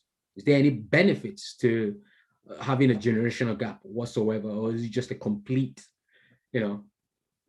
put off? Dr. Ranti, you I saw you moved. Did you want to come in on this one? I think I actually was just thinking, this is getting to be a little bit like being at an auction where every little twitch means that you're buying something. It's a bit worrying. But no, I mean, how long is a piece of string really? I mean, there are things that make it really good to be in different generations because you have various perspectives on things. And there are things where you think, oh, I really wouldn't do that, or I really cannot understand how this happens. I suppose one of the things that stood out for me when the pastor was speaking was when he started talking about loneliness. And it's really the next pandemic coming. The next generation are going to be so lonely because they don't really get out much, but they sit behind a screen. They buy clothes to wear behind a screen just to show us. They don't go anywhere. Not really. And I wonder whether that's one of the things where you think, oh, it's a hindrance. So your grandmother's going to be looking at you saying, all these things you buy, where and when are you going to wear them? You've got a house full of clothes, you've got lots of on-screen friends, but you're not going anywhere. At the point, I think, being in a certain generation may be seen as a hindrance. And being on either end of it, they may be thinking, actually, I have lots of friends, I have an audience, I have 18K followers or 1 million followers. What is she talking about? These are my people. But we also know that some of these internet stars have committed suicide due to loneliness. So how long is a piece of string? We can go on forever about the pros and the cons of being in either generation. So it sounds like there are some positives to being in a generation who otherwise, there won't be any pass down of information, there won't be pass down of knowledge, there won't be pass down of, wouldn't it be a shame if my father knows what I know, then, why is he a father, right? And what can I learn from him? So therefore, I think it's absolutely right. Thank you for encapsulating that so succinctly. There's another. Could I just share another positive? Yes, please, go ahead. Please. I think one positive of generational gaps is when characteristics of some generations that are harmful, we learn from that and we kind of stop, or we kind of, I think some previous generations, it was a generational trait that they would never discuss certain issues. And it was just a taboo subject to discuss. And kind of as time goes on, another generation comes along and realizes, well, actually, it's important to discuss maybe mental health, or it's important to discuss the topic of sex that previous generations would never discuss. So I think that can be a positive thing, whereas our grandparents never discussed it. It just happened. And yet, well, actually, we need to talk about that because it's a pretty big thing. So I think those are some positives, but yeah. Okay, thank you for that. I'm going to go to another question in the chat. Again, please, if in the audience, if you do want to speak, please put your hand up, and then if you do so, we'll then come to you and give you a chance to ask your questions, and we can get a dialogue between the panelists and of course the audience as well. I see a hand up there. Mr. I Anthony. wanted to comment on that question we are just moving over. Okay. One of the key points is that previous generation create values from which the current generation benefit. Maybe when we go forward in our discussion, I will give examples of how this is actually very, very instrumental to progress and Quickly, give us one. Quickly, give us one. Okay, for example, if you think of the boomers, well, let's start with the silent generation. They fought for the liberties and the progress and peace that is now prevalent in most places around the world. The boomers generated or invented, they were the starters of the technology that we are dealing with. It has improved over the generations, as we can mention. But those laid a foundation for economic progress, for political progress, and political disasters as well, and economic disasters, if you like. So succeeding generations lay a foundation from which the current generation are immensely benefiting from. Absolutely, it's a connected piece, isn't it? If there's no connection, then clearly life discontinues. Absolutely, by that 100%.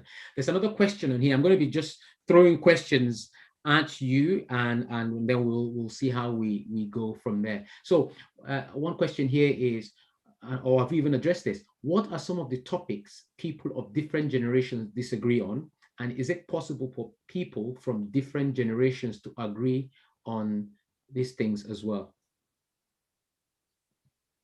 Is that clear? Go on, Kelly, please. Yeah, I'd like to take this one. So when Pastor was speaking, I was obviously trying to identify where do we try to start meeting the older generation. And I realized that in as much as there's this changes and there's a different forms of progress here and there, and forms of backwardness, as the older generation may refer to us, this generation is still looking for leadership. We are still looking for mentorship. We are still looking for guidance. So no matter what we do, no matter how different we may seem, that element of training and the text in Proverbs, let's say, train a child the way he should go, so that when he grows, he will not depart from it, is still in existence. And that is one thing that I can still say it's still there, and people of this generation need to be able to grasp onto and say, where is the leadership coming from? Because most often the problems we face and the kind of things that we talk about, they emanate from not able to have answers. So like as Pastor rightly put it, he was absolutely right. How does this work? How does it really benefit us? How does it make us become better versions of ourselves? Right. But if there is leadership throughout, and I think that is where the meeting point starts from, because every gap that is created, whether it's an economic gap, a social gap, psychological gap, for us is being filled by people on the internet, people at school, people in other places. Mm-hmm. So if we want to start and connect how we can link things, then I think we should start from the leadership point. Okay, wonderful. I'm going to give Mrs. Yemisi 30 seconds just to come on. There's so many questions coming in now, so we want to give one answer per question. Go ahead. You're on mute. So we've taken off 3 seconds from the 30 seconds I just allocated you. I'm trying to unmute. Okay, please. Yes, I was just trying to say something. I think the problem that I see is that even the generation before this generation have a problem. Right. You don't give what you don't have. Right. The so-called leaders having problems. Right. If you look at the church today, even the leaders, with the parents, we have problems. So how do you expect to solve the problem of this generation?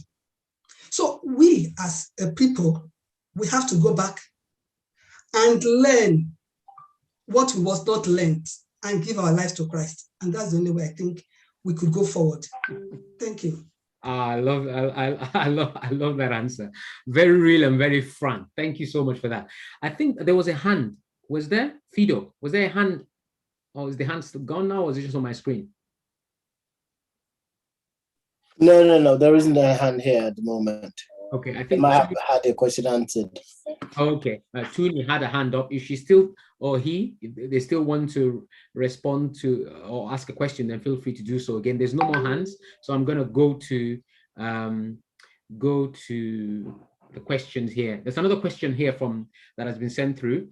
What are the mistakes? I think Mrs. Yemisi sort of alluded to it. What are the mistakes that the young or the older generation make which are deemed totally unacceptable to each generation according to their respective standards?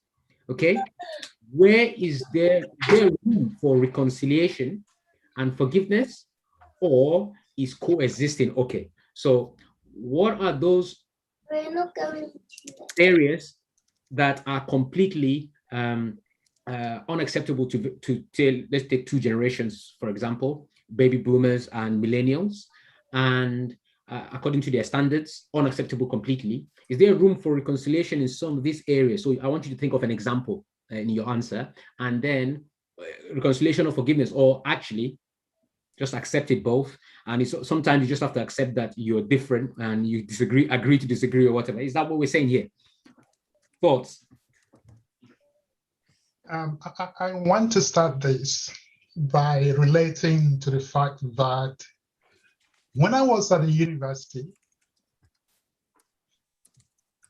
those of my contemporaries were looking forward to the future in Nigeria. Right. The hope was that the previous generation, those who were ruling by the time I was in the university, and those being trained around that time, will build the nation and create infrastructure and opportunities for the coming generation. Now, for those of us who came from Nigeria, we see that there has been some progress, but unfortunately, in terms of the current generation of Nigerians, the opportunities that I used to have when I was at the age of the current generation have completely disappeared. So that instead of having built a stable foundation for the oncoming generation, those who had the opportunities to do so failed, and succeeding generations who also get into power, instead of building or correcting the mistake, are grabbing the resources, and things keep going down and down. So for me, this is a very serious mistake, which I don't know how it can be corrected if we think about correcting it. Yeah. Okay. Thank you for that. We want to see the first brave audience or participant that is actually going to put their hands up. I think Tuni had her hands up. Is Tuni able to speak and ask a question? Tuni, are you there? Yes, I'm here. How are you, Asai? I'm fine, thank you. How are you? Thank you. I am wonderful, and what a wonderful presentation. I'm so contented with the content of the presentation today. So thank you guys so much for your preparation and for the efforts. You're welcome. Your question, please. So my question that I had was just sort of just building on what my elder brother there was mentioning about the sort of generation of university students, with having that ambition of rebuilding the country, etc. I think that I'm a millennium. And I think a lot of millennials, we feel very misunderstood. We feel, very much targeted by society from a critical point of view. All of the sort of prejudices of being lazy, of being opportunistic, me-centered, and this, that, and the other. And I think that many times people don't talk about the opportunities that can be created, especially for immigrants. A lot of us here on the call are immigrants, when you really leverage on the strengths of different generations. And I think that one of the things that the millennials are really bringing to the table is the interconnectedness that we've created with our mother countries, right? The business opportunities that we have helped to create, amongst many things. And then another thing is, living here in the UK. I'm trying to sieve your question out, or Aliva, what your question is. I know you're making a good point, and it's welcome. But did you have a question, or did you want to just make a contribution? My question I would just like to make a contribution. Okay. To just build on what the elder brother was just saying there earlier about university students and the kind of ambitions and people sort of looking at people to build for the future. Right. And one of the things that millennials in this country, of the UK, for example, did, in 2008, the UK government released a report that stated that 68% of all students that graduated from university in the UK were actually immigrant children, and many of them from African, or actually majority from African Caribbean backgrounds. Right. And I think that many times then, if you look at the perceptions of different generations, for example, the perceptions of millennium children being lazy, this, and the other, that kind of really doesn't tie together, right? And I think that, one of the opportunities for us being being immigrants and being of different generations is to leverage much more on our strengths and our opportunities that we have of collaborating with each other, and elder people, for example, taking advantage of that interconnectedness that younger people can allow, for them to leverage on. Okay. I think in terms of questions then is, do actually elder people see millennials in the way that it is portrayed in the media, or is that just sort of a generalization, sort of say, that's swirling around? Okay, thank you for that. And thank you so much for coming and being brave to share your ideas, your contribution and your question. So the question is to the panel. The question is, do you see millennials the way the media portrays them, or do you, in your experiences, this is where we're going to now, in your experience, see it slightly different? Now, I know that if you speak, people might think that you're necessarily referring to your children, not necessarily your close experience. It could just be somewhat generic, but it has to be from your eyes, okay? So I want to be clear there. Okay, so, well, of course, Kelly, I don't know if you have a child, so you can speak fairly openly, like I might if asked. But anyway, to the rest of you, what's your take on that? Anyone? Okay, Dr. Ranti, please.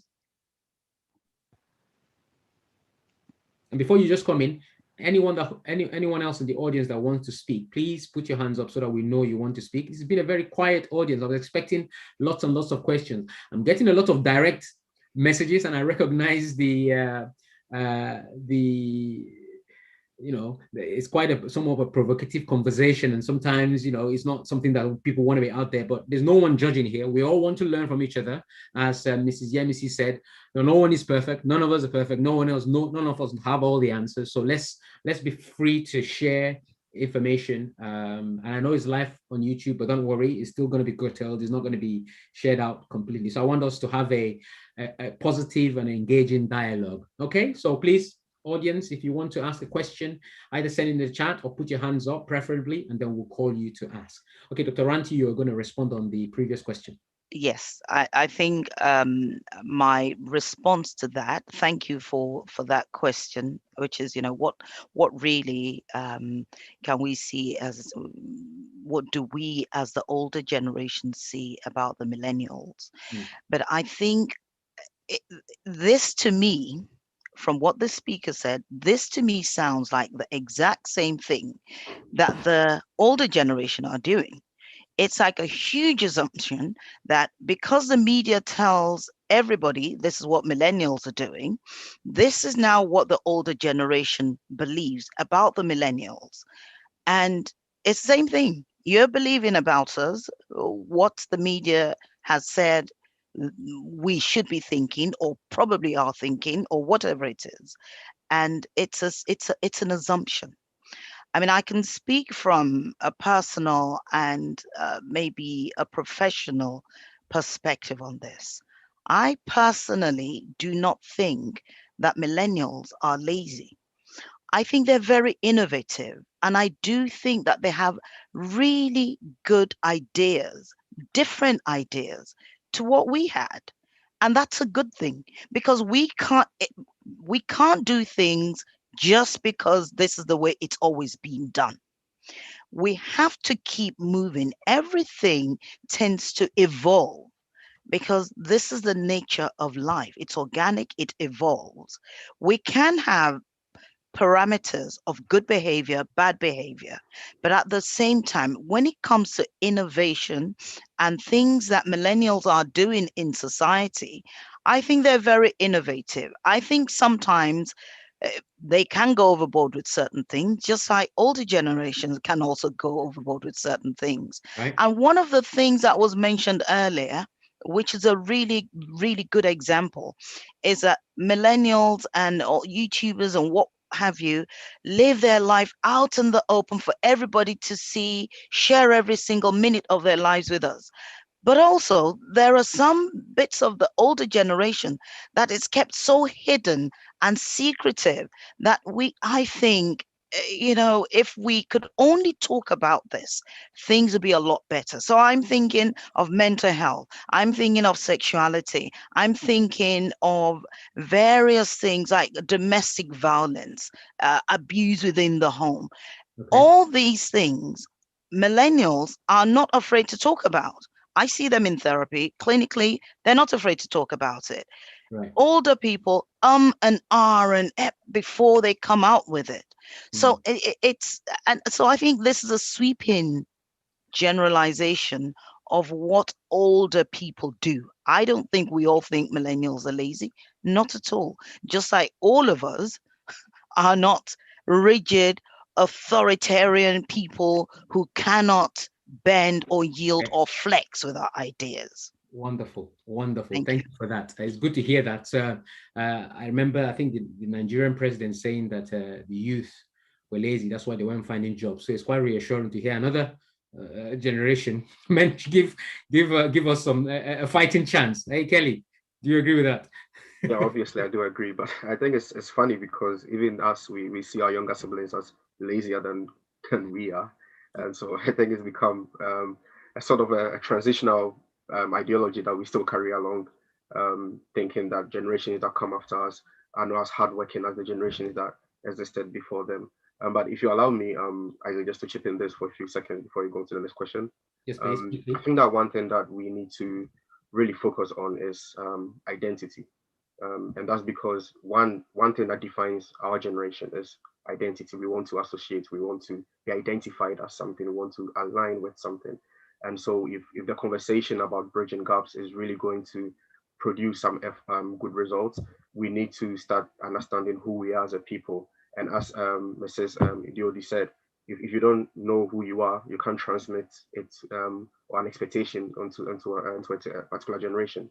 So we need the older generation needs to start probably realizing who they are, what they believe in, and what can be transmitted onto us, so that we can also transmit to the next generation. Because I think there has been a huge vacuum of identity, and we don't know who we are. We don't know what we identify as. We don't even know what our cultural norms are. If you ask 5 adults out of a church, why do we do this back home in Ghana or Nigeria? I bet you 75% of the time they don't have the answer to it because they don't know. But they expect us to behave in a particular way that they grew up in, and it's not going to work that way. It's not going to carry on. To expect somebody who hasn't experienced something to live as though they have, it's an unfair angle. But perhaps it goes both ways, right? Perhaps we have an expectation of our elder ones to understand what we're going through. But if you're a digital native, you don't kind of expect a digital immigrant to just run with things as though that's something. Anyway, we're just beginning disparities. It's healthy to have disparity, provided we're talking about differences with a view to come together and unity, right? So that's what we're trying to do here. Deborah M wants to ask a question. I think she has her hands up, and then we'll go to Eleanor. So Deborah, welcome. Apologies, everyone. I realized I've just been made aware that we removed the unmute option, which is why we've been asking for people to speak and people weren't able to. So apologies. But go ahead, Deborah, please ask your question. Thank you very much for this very informative session. I'm learning a lot. I appreciate Adam's presentation, and I think I suppose I fall in that category where I'm a millennial but hold strong values from the generations before. And I think one thing that I'm finding quite difficult is, I guess, the area of tolerance of divergent views, and how we can navigate, I guess, in accepting views that we may not necessarily agree with as millennials and beyond, or generations before. And I see that a lot on social media, that I guess, and I don't want to start including freedom of speech and I guess hate speech and all of that sort of things. But I think as a panel, this is a question that I have, is how do we, I guess, navigate ourselves in I guess accepting divergent views, or at least tolerating them. What would be the starting point going forward? I think that's the question that I have at the time. Thank you very much. Wonderful. Thank you so much, Deborah, for speaking up and being so eloquent about your question. So the question is, how can we be more tolerable, that's a word, more tolerant towards a different generation, a divergent view on a particular topic or value or morals, provided is within a safe context? How can we be more tolerable or tolerant? Is that a word? Tolerant towards that? Anybody? Auntie, yeah, Mrs. Yamisi, please. Mrs. Idiodi. I just want to say something. Please. The problem we have is lack of education among the older generation. We are so stuck with our ideas. We are so stuck with what we thought we know. Wow. So for us to be able to understand this new generation, we have to learn. I have grandchildren. I have children. I think I brought up like 15 children in my life, and have discovered that until you are able to educate yourself and understand where they are coming from, you have to understand what the social media is all about. How is it affecting their lives? You cannot just tell a child, do this or don't do that. They are bigger than that because they know more than you. Even your 7-year-old child may know more than you, because all knowledge is just at the click of a button. So what I'm trying to say is that we, the older generation, must go back to the drawing board and understand that these children we're having today are not us who were, will I call it, we just listened and said, yes, mommy, yes, daddy. It's not like that now. Even your child will say, mommy, why? Your baby will tell you, why? They ask that question and you must answer. You can't tell them, you can't shut them down now. We were shut down in our time, but you can't shut down these children. So me personally, I believe we, the adults, are the ones who have a problem, not the children. When we start to understand them, when we start to learn, and then we become a good example to them, I think things will change. That is my little contribution. Right, thank you so much for that. There's a question on YouTube, and I want to recognize those that are on YouTube as well, because there's various people from different places. Grace on YouTube has asked the question, to bridge generation gap. It's actually a comment. Oh, it's a comment. Okay, I'm going to read it out. To bridge generational gaps, we really must embrace our differences and approach topics from a place of common humanity and empathy. So empathy is important here. I find that this has worked for me and my grandparents who are over 90. We truly have to be open-minded. Excellent, Grace. Excellent. Thank you for that. There's a few hands up now, and it's great to see that. And I'm seeing that we're running out of time. So I'm going to ask permission from the panelists. Do we have permission to have another 10 minutes? Is that okay? Nothing more than 10 minutes, I promise, because we're having a lot of, okay, thank you. So a hand up. Fido, can you tell me the running order, please? Who's the next person for me to take? Because the hands all flash with me at different times. It was a FIBA. I think, is it Elona has spoken? Has Elona spoken yet? No. So please, Elona, I'll give you 30 seconds to ask you. Okay, it's my dad. Okay, it's your dad. I think there's 2 devices where you are. Yes, I'm trying to. So you'll have to mute one, otherwise. Okay. Whilst we're getting Elena ready, okay, we're ready now. Okay, please go ahead, Elena. 30 seconds to my dad. Your dad, Elena's dad. Welcome, sir. Good to have you with us. Okay, I've been listening to all of you. Okay, sir. And it's quite intriguing. There's something I want to say about here. Please. And I'm going spiritual with this. You know, a bicycle has a rim. and the rim has spokes. Right.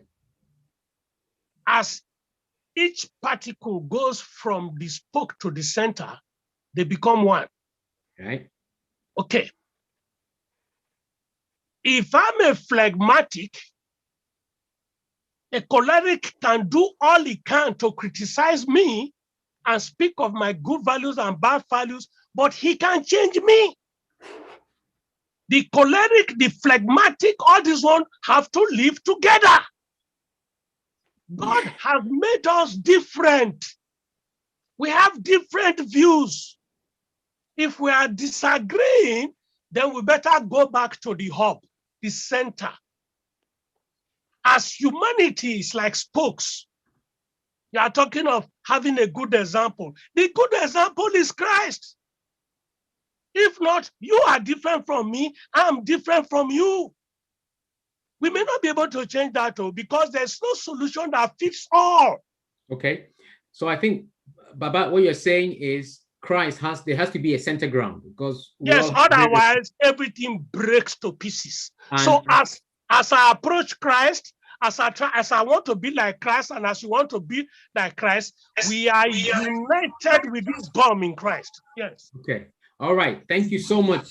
Thank you so much for that wonderful contribution. I think that he made an engineering as well as a spiritual correlation analogy to this, which I very much identify with, and it's good to hear those examples. Okay, thank you so much. Okay, I can see hands up. My senior brother from Nigeria, Dr. Jerry Kwarbai, good to see you here. Afiba Harrison has got her hands up as well. Good to see you. We'll come to you. Let me go to Amarachi. It's unfortunate that we did have a young lady that was going to speak, and some of you might say, hang on, there's no young lady on this panel. Due to some personal issues, she couldn't be able to join us today. So apologies, but we've got Amarachi who is going to kindly share with us on some points in terms of her perspective from a young lady's standpoint, because we want to have a mixed panel, we want to have a mixed conversation, and we don't want to leave anyone or any generation sort of out of the conversation. So Amarachi, thank you for agreeing to jump on, and I spoke to you earlier today. So I'm going to give you a chance to just comment. I'll give you a minute to comment on whatever we discussed up to now from your perspective. Okay. Is there something that you want to add or retract or whatever from your perspective? So please, I know you can speak eloquently, so please proceed. All right, thank you so very much. I would say I've been thinking, listening to everybody talk, and I just love what Mrs. Yemis said about, the older generation educating themselves, and I will extend that to the younger generation as well. Right. And I was actually thinking, is the problem about the different generations, is it the labeling? Because I think, is it necessary to label people, or are people just people with different experiences? Can we have thoughtful disagreement and come to an understanding of where people are coming from? Because once a particular generation considers themselves better or more informed or with better experiences, more quality experience, it's hard for them to listen when the other generation is talking, regardless of whether they are older generation or the newer generation. So I think probably the problem might be the labeling, that this one's a millenniums. I said millionaires, I think I like money. Millenniums, and these ones are boomers and builders, all of those. And to be honest, I've not really paid much attention to those different generations, because for me, I see people, and you want to understand where people are coming from. And I think as Christians, I believe most of us are, like the Baba that talked, it's all about understanding what is right and how to treat each other right. Like, the golden rule is do unto others as you will have others do unto you. Even as an older generation, when you were growing up, you wanted your parents to listen to your perspective. And I think you should extend that to your children or the younger generation. So the idea of the older generation, I think there's this understanding that if you're older, you're wiser and you're better. I don't quite subscribe to that. There has to be respect for everybody, regardless of age. And that is why Paul said, do not allow, what's telling Timothy, don't allow anybody to despise you because of your age. So the idea that if you're young, then you don't really have much to offer and you should shut up and listen, you're too much, you should shut up. I don't quite subscribe to that. I think everybody deserves to be heard. Everybody deserves to have their position, ask questions. I actually like the question of how does this work? How does this apply to us now? How can we apply it better? It's not so much about things not really being good. It's also how it is applied. Does that make sense? I know time has passed now. I'm going to stop you, Amarachi. Okay. I know you're passionate and I like that passion. And thank you so much for bringing that to bear here in terms of your views. Of course, there are various differences. The 5th commandment talks about obviously honoring your parents so that your days may be long. That still stands and that's important. But the point that you're making also, if I may lean in terms of various experiences and realizing that actually there are certain things that maybe a younger generation are much more prone to being able to articulate better or experience, and so therefore they can teach the older generation, and vice versa. We must realize that we are collectively the differences, the diversity in our experience is what makes it beautiful, and that's why we must celebrate that and not just look at the differences. Okay, thank you so much for that. Dr. Kwarbai, I know you're another eloquent speaker, and you probably have a question or a comment. Dr. Kwarbai, are you there? Oh, yeah, I'm here. And just welcome, a quick one. Yeah, yes. Thank you so much. I wouldn't waste time. Actually, I followed up, and I think the discussion is quite informative. Yes. But just to make a comment, the truth is that the gap will always be there. Just like you have in an entity or in an incorporation, you have those that came ahead of you, and experience comes with age. You have new colleagues who joined the firm. There seems to be a harmony and to achieve the goal of the entity. The same thing, we can see this in this perspective. We can never break the gap, but what we can do, like somebody have said, is harmonious living, identifying that this is where I belong to. Then I see my thing from the perspective of how do we achieve this particular goal. So it may be difficult to do that, but like what one of the speakers also said, that updating ourselves is very important. You have a new employee who thinks differently from you. So what do I do? For us to achieve that particular aim of the firm, we need to educate ourselves to harmonize our thinking together that we can achieve that goal. So really, we can be able to mitigate the gap. It will exist, but harmony, understanding what we want to achieve, will actually help us reduce those things. Like the last lady said, we cannot tag ourselves. When you label yourself, you begin to prove that, yes, I'm in this millennium, and that's the way it works. So we must diminish the labeling of it, even though we identify that we live from different perspectives, but yet we can harmonize ourselves to achieve the goal which we want to achieve. So really, it can be eliminated, but we can achieve, yeah. I like that, Dr. Kwarbai, excellent point, because what you're saying is we must appreciate the differences. We must realize that we are coming from a different generation, and so therefore we must educate ourselves. The young generation should educate themselves to understand what the older generation, and which is why we're here to understand, because there are a few things that were said, I was like, okay, perhaps I can approach my dad differently or my mom differently about specific topics, and I'm hoping, as Mrs. Yemisi has pointed out, representing the, I'm sorry to use Mama to say, the older generation, and I will never call you old. I'm old, no problem. Thank you, Ma, thank you. From that perspective, she's saying that they also need to educate themselves so that they can get the gap. As we started off in terms of the context, we were saying, for you to have that bridging, the gap bridged, there has to be a dynamic response. We both have to somewhat move towards the center to reduce the gap. If one person is moving and perhaps the other person keeps moving away, then the gap remains, right? So we both need to turn around and work towards each other, and that's the unity. And that's an underlining message from me, and I think that's what we want to go on. There's a few hands on. Paga Eze. Paga is my friend. Good to see you, Paga. Thank you for joining. And Afiba. I think we'll close with these two either comments or questions because of time is not on our hand. So Paga, please, welcome, and your question or your comment, please. You got 30 seconds. Hello, good afternoon, everyone. Good afternoon. Such an insightful topic. It has really got me thinking. And one question that comes to mind is, are we going to appreciate the pace at which we attempt to bridge the gap? Because it just seems like, I remember when I was younger, I was having this argument with my mom, and she said something about, oh, you know, how my, like I did something wrong, and she kept like, you know, that cry, like how are they going to see her outside and stuff like that. And I was trying to point to her that, Mom, you don't know what goes on in other people's houses. You don't, you know, everybody looks fresh, looks, you know, good on the outside, but you don't know what they're dealing with on the inside. So don't get yourself so worked up because I made one silly mistake, you know, and I'm going to work on myself to be a better person. So Okay. I don't know if, you know, that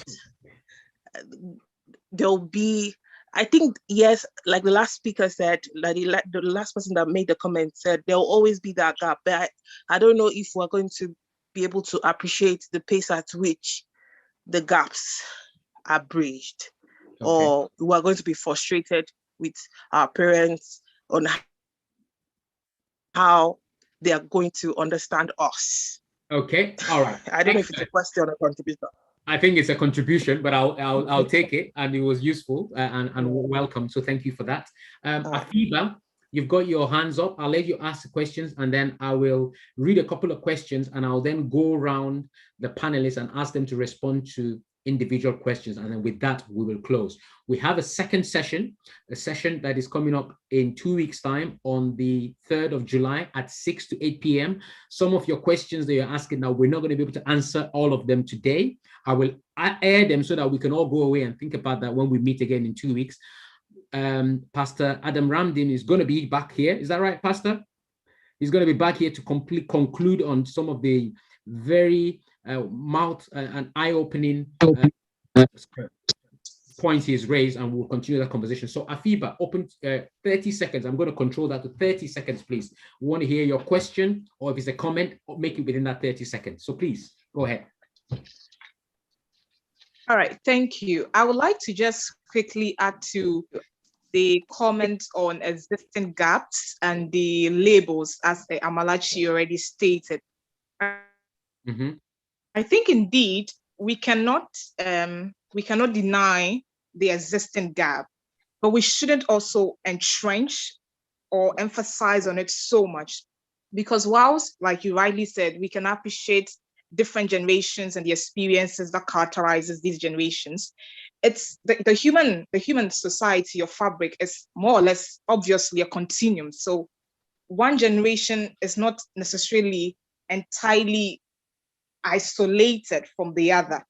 What happens is we build on the existing generations. So when we are so much focused on how different we are, how unique we are, and how, you know, one generation is better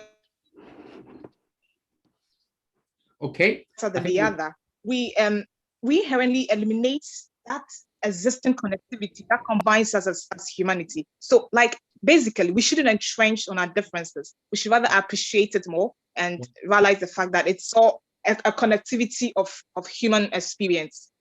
I get your point. Thank you so much. And I think we all get your point. That's absolutely welcome. Thank you so much. Very, very profound, actually. Thank you for that. There's a few questions. I'm going to read these questions, and I'll allocate it to each individual panel to end with a short 10 minutes response to that question. And I know that we'll probably pick on that question again, and also to give me your closing thoughts on the conversation today in terms of a wrap up or what you want people to take away.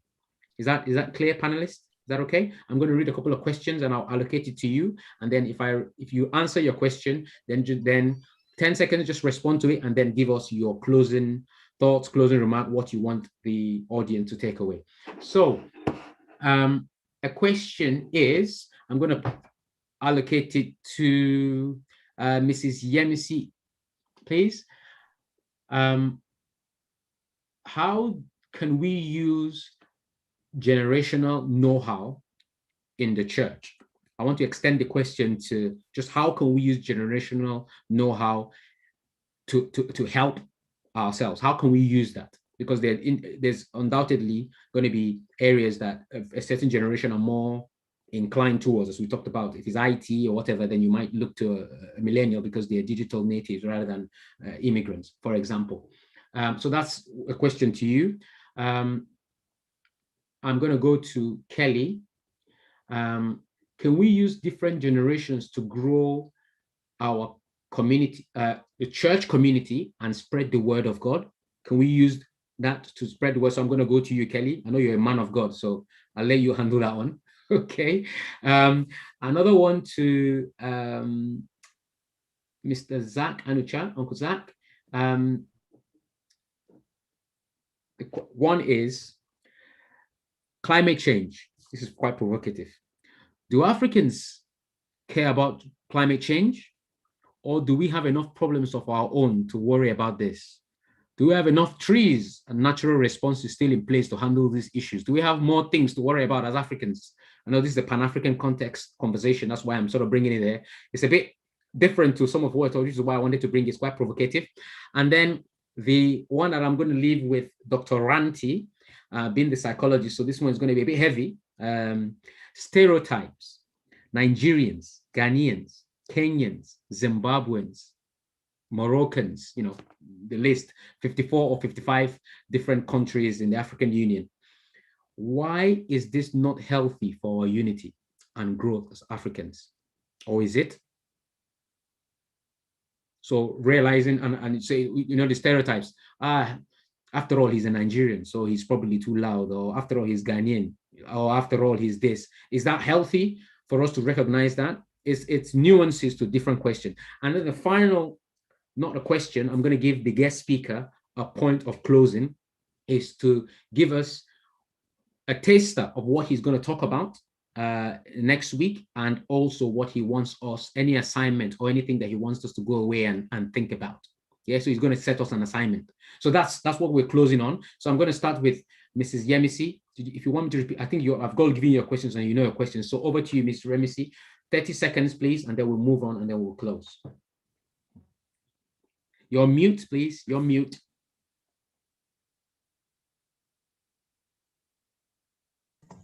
Yes, thank you very much for this question. What I've discovered in the church is that the elders, or some elders, have held on to positions so strongly that they are not able to harness the knowledge of the youth and use them to the benefit of the church. The use of IT is very key to spreading the gospel today. And our youth have a lot of ideas. So I am appealing to the older generation in the church to please release the rein a little bit. They should release the rein to this youth, because they're going to be the elders of tomorrow. Right. Okay. Thank you for that. And my last word is, I'm taking it from Matthew 24:22. Mm-hmm. And I'm taking it from the NLT. And it says, in fact, unless that time of calamity is shortened, not a single person will survive. We're in time of calamity. All that we are discussing now, the problem of our youth, the exposure they have to internet, and the problems that accrues from it is colossal. So, but God will shorten the time, and Christ will come. Amen. Thank you for that. We're all people of faith, so thank you for giving us that religious context to the conversation. Kelly, I think you're next. Can I ask all the panelists to unmute, please? Because that can take up point of a second, which is time we don't have. So please unmute. Kelly, please. You're on mute. So I think that I'm tackling my question. It's very important to know that we don't know where we are going unless we understand where we've come from. Right. So we can't do away with the different age groups and different categories of people in our church. We need each other. We need to understand what they have been through. We need to equip ourselves, and then we need to carry on from there, because in a few years, we would become what they are to us now. Excellent. And your take home for the audience, please? So I think there needs to be that conscious effort towards discussions and learning from one another. We shouldn't just be stuck in our ways. I think for us, our generation, we are very open to ideas, very open to different forms of things, so that the older generation can take advantage of that and start talking to us instead of just alienating us and putting us in a box somewhere. Right. Okay, you've eloquently spoken up for the millennials there. Thank you. I identify with that generation, so I'll take that. Okay, Mr. Zach Anucha, your question, your response to your question, and then your take home, please. 30 seconds. Yeah, in my view, climate change is real, whether it is in Africa or anywhere else. What I will think is that if individually Africans take responsibility, each person doing their part, planting trees, for example, we will be contributing to helping to replenish what is taken out. The main problem is that we hardly replenish what is used, and therefore that's affecting the environment very, very seriously in many parts of Africa. So that is my take. Climate change, things are changing, yes, and I believe it's real. And in terms of my final thing, contribution, I'll go back to the point I made earlier on, that each generation builds upon the infrastructure, ideas, and all the benefits created in the previous, and they build upon that. That is how it's been going, especially in terms of technology. We are talking about the millennial. Do you know, I'm sure you do know, that Mark Zuckerberg is a millennial. He is the one who founded Facebook and all the others, which is driving the change in a very, very astronomical way. So each generation make contributions. It's based upon how we make use of those contributions and how we build upon it is how we make progress. Okay, perfect. Thank you so much. And Dr. Ranti, your answer to your question and your biggest takeaway for the audience. Okay, so this is about stereotyping and how helpful or unhelpful this is for us as Africans or people of color, because you've included quite a number of people. And I'm going to kind of join it together with what people have been saying about, the differences between young and old. And my answer is that categorizations help us to study and understand. So we do need categorization so that we can study and understand the differences between things. But, and also to bear in mind that things are never black and white. Right. Things happen within very many shades of gray. And every single system we have, once we're categorized and we're studying it, every single system we have has got to learn to flex. We need to be flexible in the way we understand systems and categorizations. And why isn't this healthy? It's not healthy for us to stereotype, because the word stereotype, it denotes a fixed idea of something. So, and generally stereotypes tend to be negative. We don't have very many stereotypes of different people. We don't have time, but I would have given you an example. But we need to understand. So stereotypes are the things that tend to be negative and unhelpful. We need to do away with those. We are humans, ultimately. My take home. Yes, please. I've got 3 things. 1, empathy. If we learn to empathize with the other, things become a lot easier. So you learn to put yourself in another person's shoes. So whether you're 7 or 70, if you can try and understand what the 7-year-old is going through, and the 7-year-old can understand the perspective of the 70-year-old, then that is empathic. This is how we understand things. You need to dialogue. We need to really be open-minded. We cannot be closed-minded. As young or old people, sweeping generalizations, they just don't work. Empathic, we need to be empathic. We need to dialogue. We need to remain open-minded. Wow. Thank you. What a panel, what a panel, what a panel. Thank you so much for sharing giving us your time, your experiences, and really, really useful and relevant anecdotes of information to support your arguments as well and your points. Thank you so much for that. Now, the guest speaker, Pastor Adam Ramdin, I want you to close your session, and then I'll give my final take on things, and then I'll give people a bit of an idea of what we're doing next after you've finished. So your take on, please. Thank you. Yeah. Well, next week I'm going to be, well, not next week, 2 weeks or 3 weeks time, I'm going to try and apply some of these things to the church in a more direct way and how that impacts us in our faith experience. So that's kind of where I'm going to go with the presentation, and also unpack a little bit more about Generation Z, which we didn't uncover too much today. Okay. In terms of homework or something to do, I would challenge people to read the story of Daniel. The Bible characters we often resonate with the most are what I would refer to as exiles. And read the story of Daniel, and Daniel chapter 1 in particular, and see how we can maybe look at that story through new eyes.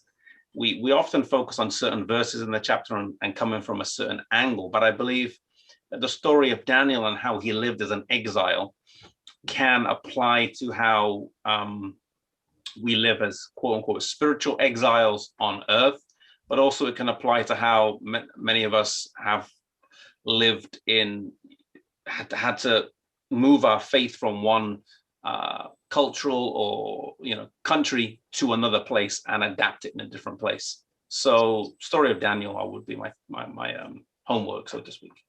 Okay, thank you so much for that. So we meet again on the 3rd of July, which is a Saturday at 6 to 8 p.m.